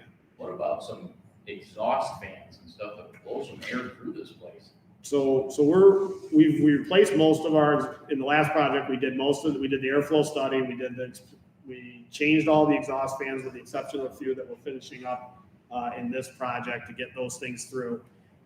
The real issue you're going to run into here is that I don't think this drawing in fresh air from the outside is going anywhere. So as we get into that hotter season where we used to do a few things to play with that a little bit to try temperature control, we're going to be under some pretty regulations to bring in outside air. And we all know what that outside air can be like, at times. So, I just want you to, it's tough because it's a cost. You've talked about this a number of times because of the cost. The reality is nobody in this room's thinking, it wouldn't be a good idea to do it. It's the way the school and the way the things are structured and how things go, it's just a costly item. It just is here to do it the way you need to do it.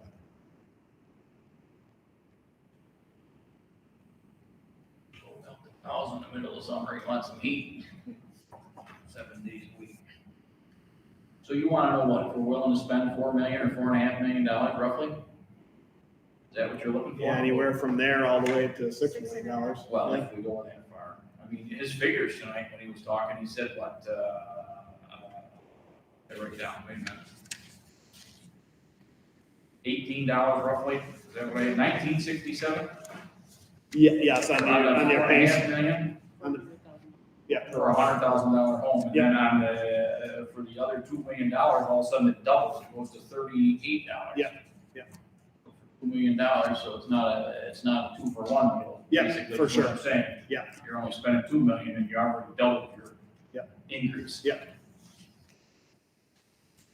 My general hope is that, like I keep saying, is that it's not going to be that.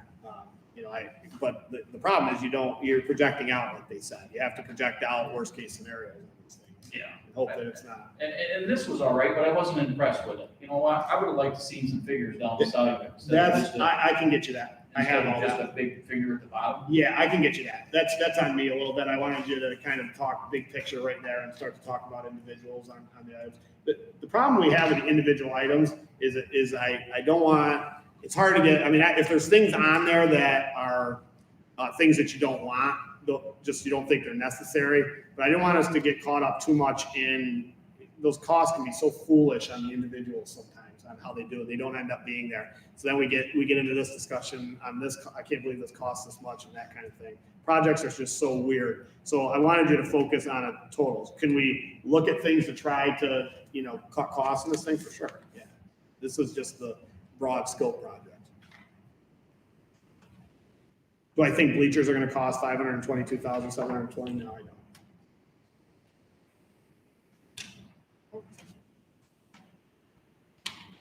So from us tonight, you need to know where we're comfortable going, either 4.5 or 6.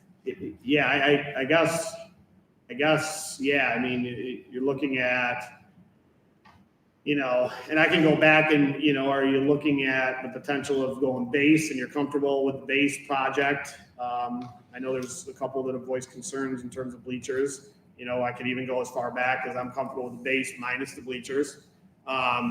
And then the rest of this stuff, anything on top of that, we want to look at in terms of see how this money goes and goes from there. And we'd be willing to enter into the other things pending things fell correctly with different funding sources and whatnot. Now, does the air have to be in the scope of the work, even though we aren't sure yet what the federal money is? So one of the questions I can ask about that is would you typically put something like that as an alternate for the voters and saying, okay, here's this, but here's the alternate.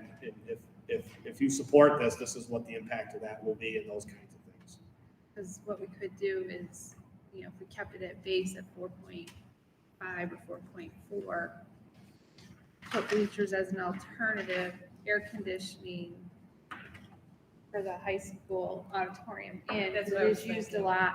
And then the bleachers and the elementary air conditioning could be an alternate. And then we could monitor, at least it's there, monitor it based on the federal dollars and the project. I think that the elementary air conditioning is more important than the auditorium.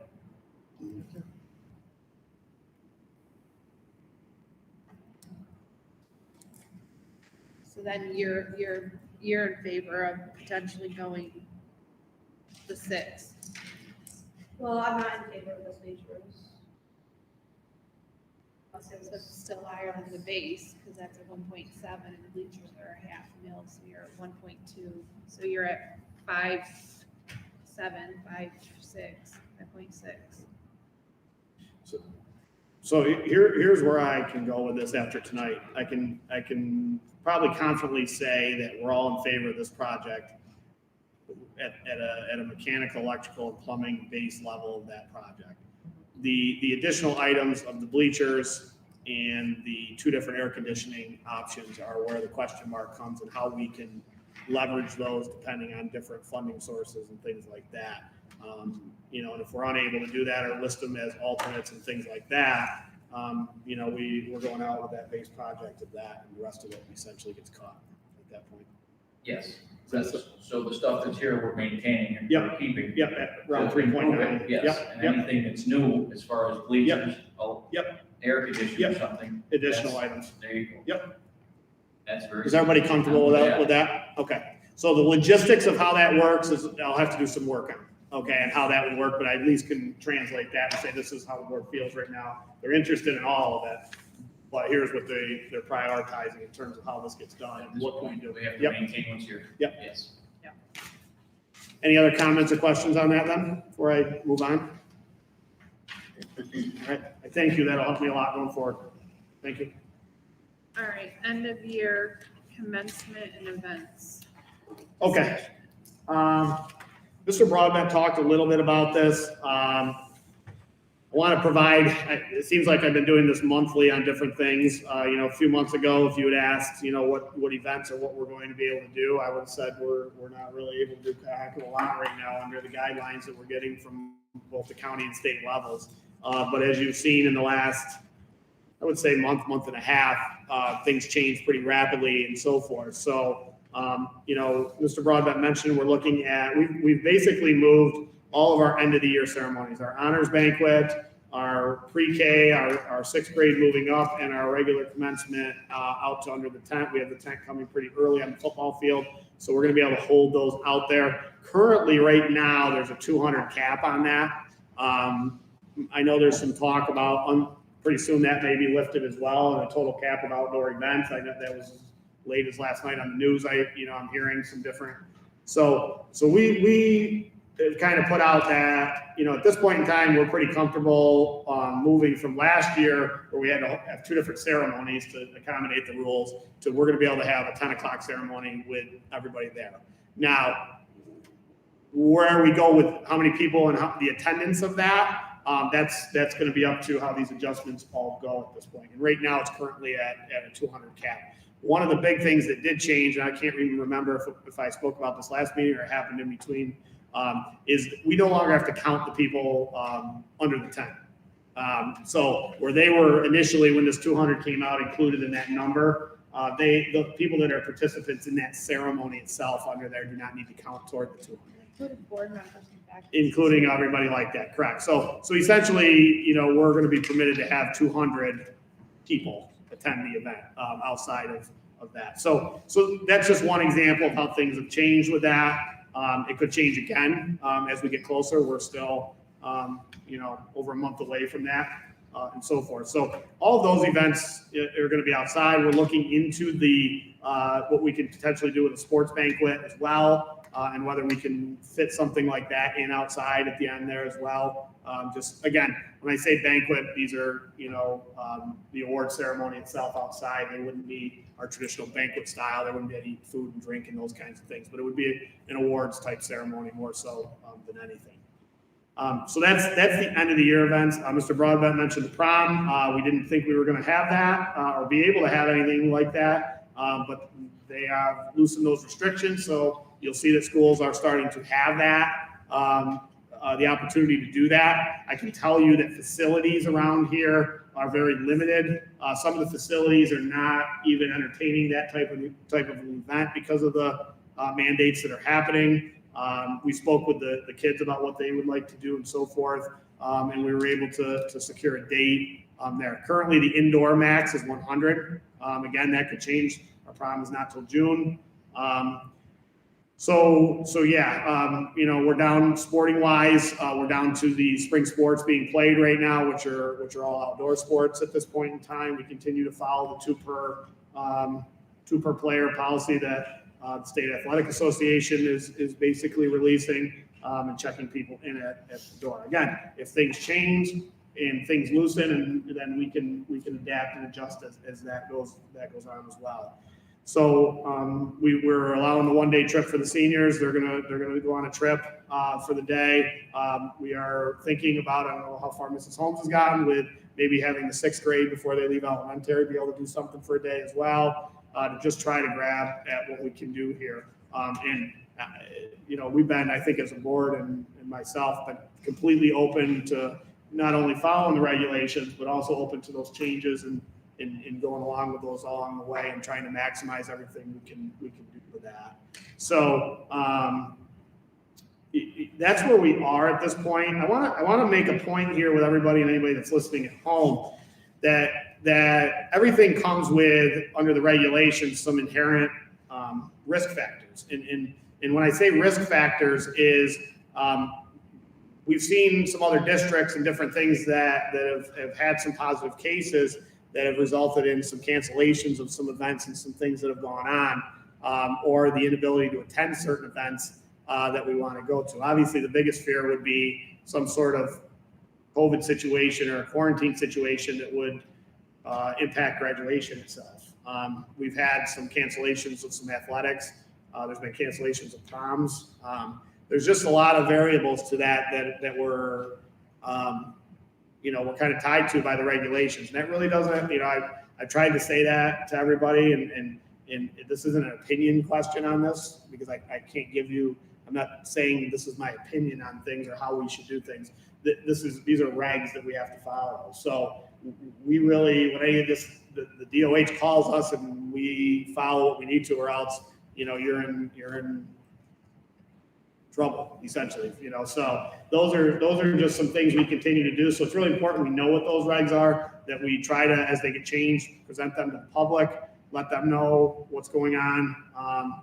And then when changes happen, we let them know. And again, always, trying to keep things safe, but also trying to offer those opportunities. But when you do offer opportunities, anything like that offers inherent risk to potential quarantines and things like that as well. So we've kind of talked about that with our sports. We've kind of talked about different things with that. We understand that. We're really going to try to keep the end of the year open, so that if there is a situation, we've got a 10-day period between that and graduation where we're not going to maybe challenge those risks too much going into that period of time. So try to end things a little bit prior to that, which is why we've scheduled some of these events, sort of earlier. So that's the question on that. I know there may be some public questions at the end of this on that topic. So if you have those, we'll get back to that, whether you're listening or you're in the audience. I'll answer any questions or listen to your thoughts on that when we get done with our discussion items. Board, any other discussion? Okay, the land rental contract, DJ, do you want to? So as you know, we own, we rent the land across the street from the school across 28 on the corner of White Creek, and we also have some property in the back. We were entered into a 5-year agreement with Mr. Berlinski that is expiring this year.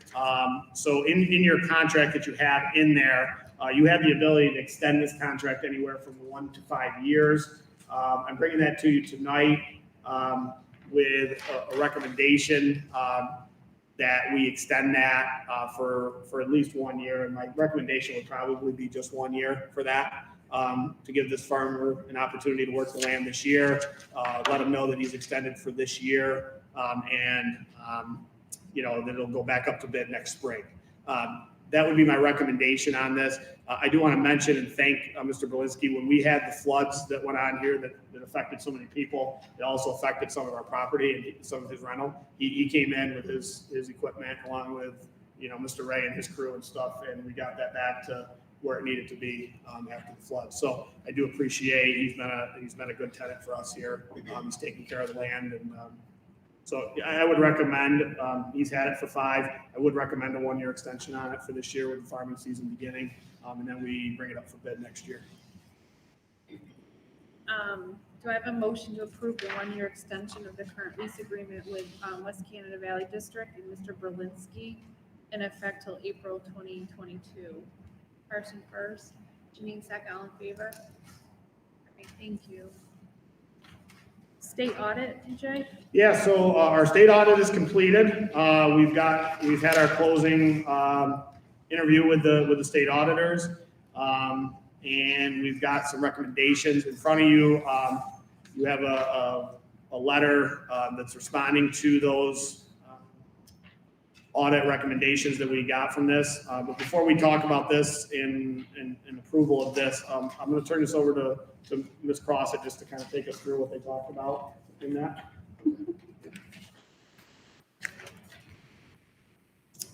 On the letter that you have in front of you is the audit recommendations that they came up with.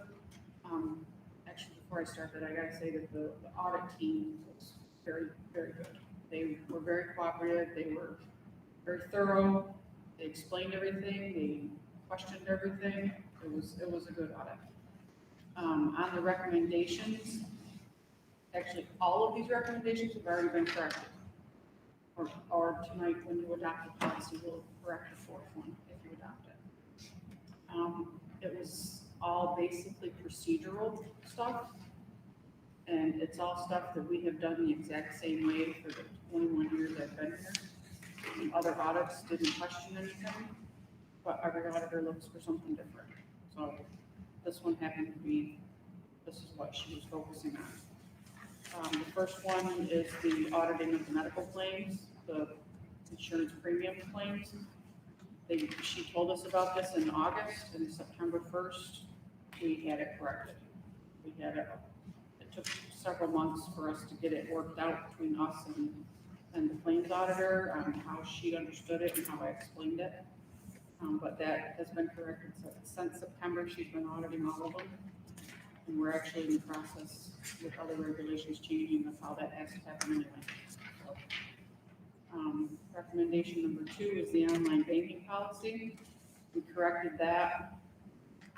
The policy is here for you tonight to review, but the actual, they wanted us to include an email or notification to a person outside the business office when transfers between bank accounts were done. So I took care of that in January. We talked to the bank, got it set up so that now Mr. Shepherdson gets an email every time I do a transfer between bank accounts, just so he's aware of what's happening. And I explained the procedure to them that when I do the transfer, I'm not the only one that sees it. The girls do the receipting of it and the journal entries for it. So it's not just me with the eyes on it. Custody of the signature. For our accounts payable checks, we sign them here. It is a password protected signature. That we have created a log. They're saying that I'm not maintaining custody of it, but the file cabinet that it's in is 3 feet from my desk. So I know when they come and take it. It's not, I don't know that they're printing checks. But we have created a signature log at their recommendation that every time one of the girls takes the signature disc, they sign it, I countersign it with the number of checks, the dollar amount that's been issued. So that they were happy with that resolution. And then on the last one, the checks were being issued after they were audited, but I wasn't being told what the dollar amount is. So now the claims auditor is emailing me with the number of checks and the total dollar amount that's being authorized for payment. And then when they issue the checks on the check signature log, it's the same number of checks, the same dollar amount. And then Barb reviews the warrant after the checks have been issued. So everything has been corrected. They were happy with the corrections that we made. And Sean was in on the interview. Yeah, I sat in on the exit, and I know I emailed the board and said it went very well, and if they wanted, I think she'd meet with you one-on-one if needed, but they were very, had high reviews and ratings of how we do things here, and again, it's just an opportunity to continuously improve, so it was a very good audit. Yeah, they were, for anybody who's been a part of audits, they were very good as well from Albany's end on this one. Some things that were more recommendations to help. It went well. This policy on online banking, most schools don't have right now. It's just how it is now. So this is a new policy you have in there. I've given that to you tonight. This went through, we spoke with the auditors about what we would need. We spoke with our policy service, and this sort of covers our online banking policy that we would have here in terms of the recommendations. So our response to that and our audit report that we respond to our corrective action plan is in front of you.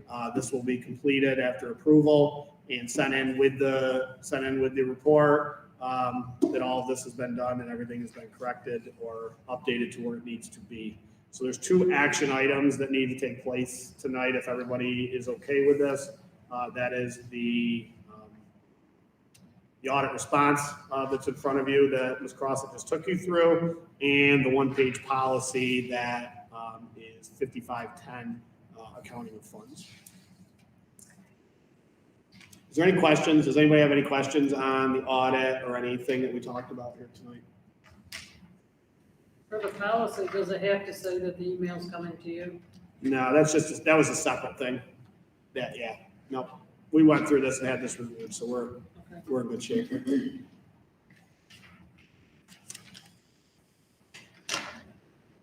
No questions. I have a motion to approve the audit response as presented.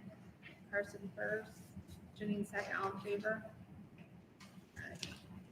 Then for the policy, you Yeah, gotta wait. no questions on the policy 5510. Yeah. questions? So you gotta wait the first. Yep, or wait the motion second. to waive the second reading of policy 5510. Carson first, Jessica second, all in favor? Motion to approve policy 5510. Shauna first, Janine second, all in favor? All right.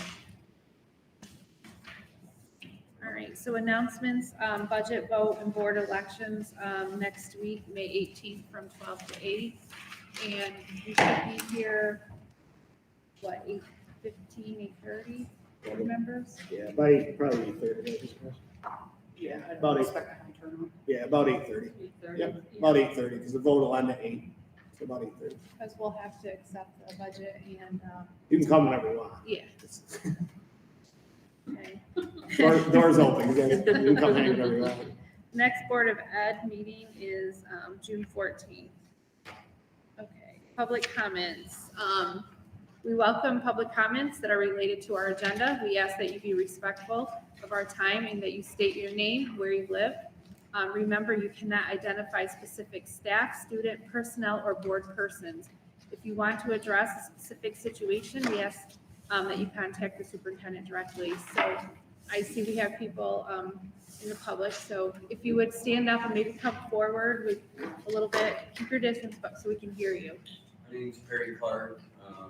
I went to school here. My wife's went to school here. One of my kids got screwed out of graduation last year here.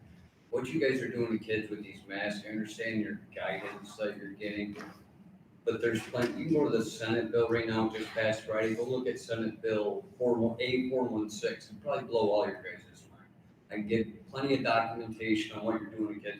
These kids can't. My daughter can't understand someone's sad, someone's happy, someone's glad. You got them sitting in squares in the gym class. That's their physical education while wearing a mask. You guys really understand what you're doing to these kids. You're gonna have a dance where they can't dance. Does that make any sense? I am gonna forewarn you, I've already called an attorney over this. They're trying to mandate vaccines for her college. I'm done playing game. I truly am. I've tried to do the math, like, it's over. And ignorance ain't a defense, and every single one of you I will hold accountable.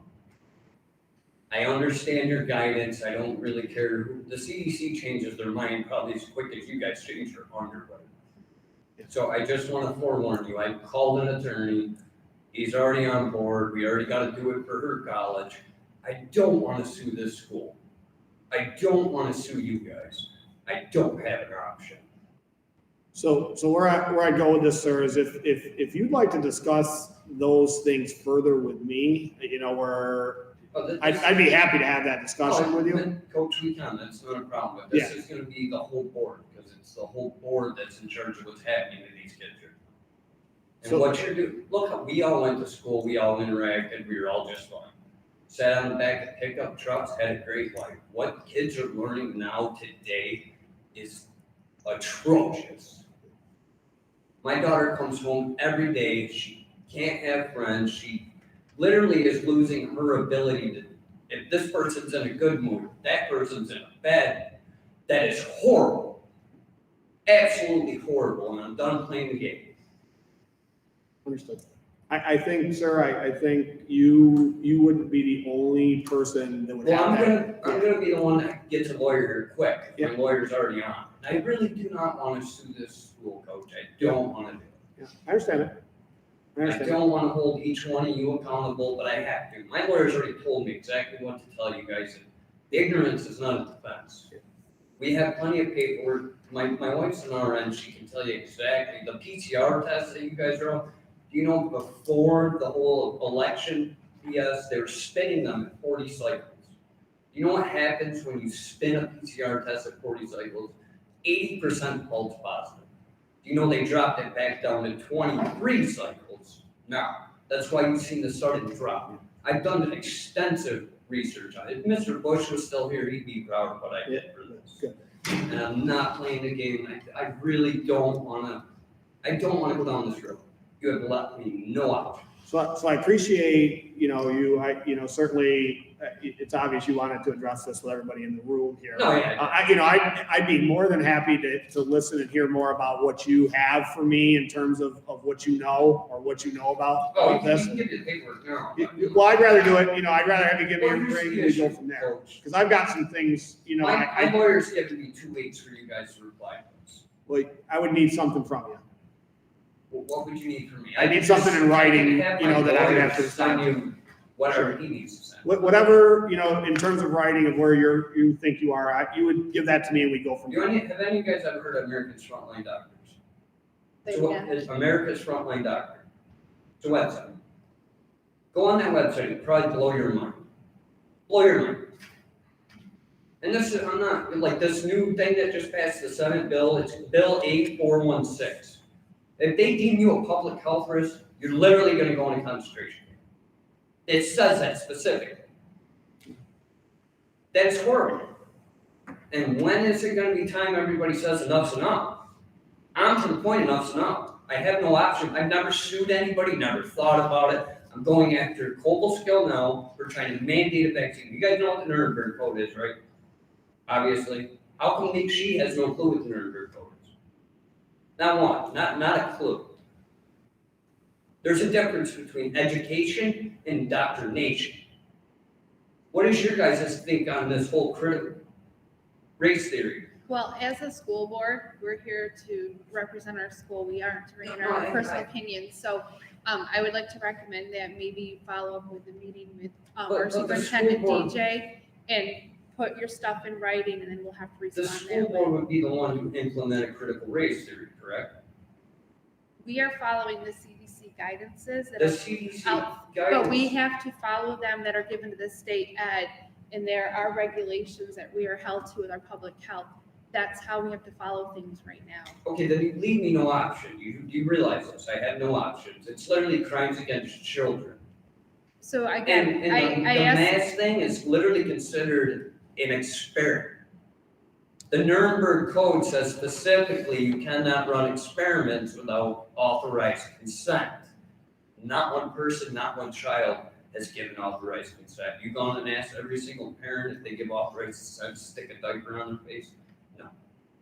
Well, None of you have. I would answer that, sir, and I'll have to, speak with you later as the time's up on that, but that's part of the reopening plan in the beginning, so everybody knew exactly what we were under, what regulations. So I gave parents a choice on that. If they weren't comfortable with that, then we offered them an option to. So the only other option would be to not let our kids interact with other kids. Yeah. That's your answer. Well, it's not my answer. That is your answer. But I understand where you're going with that, but yeah, that's where our hands were tied. I think, I respect your thoughts and when we're talking, opinions and thoughts and facts and things like that.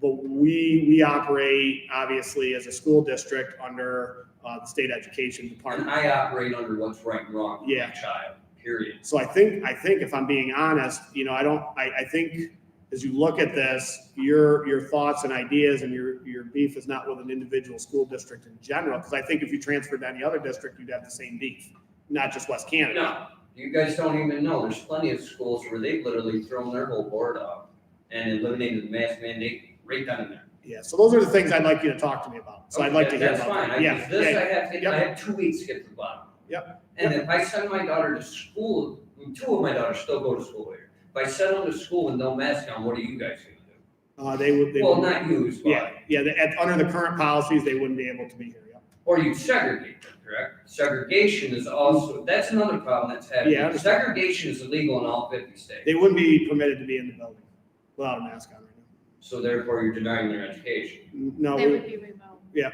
that's the option. Okay, so this is gonna be a lawyer issue, and I do apologize, no, I don't I mean to appreciate bring it you. up on, it's not personal. Yep. But ignorance is no defense.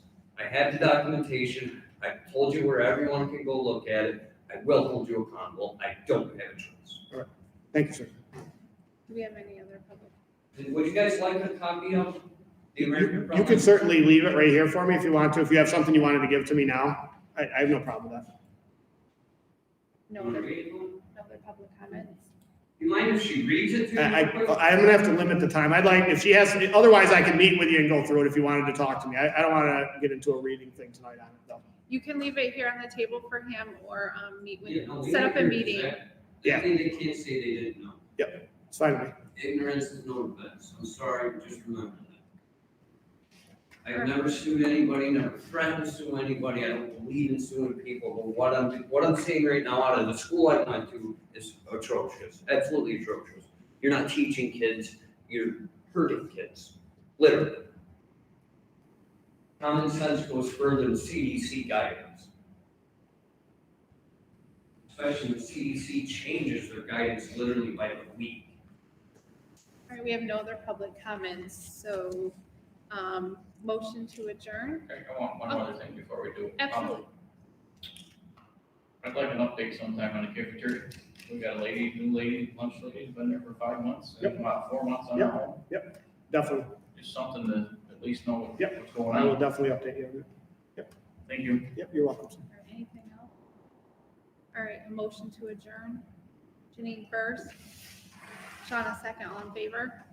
All right, thank you, everyone. Thank you. See you next week. You gotta be here for the vote.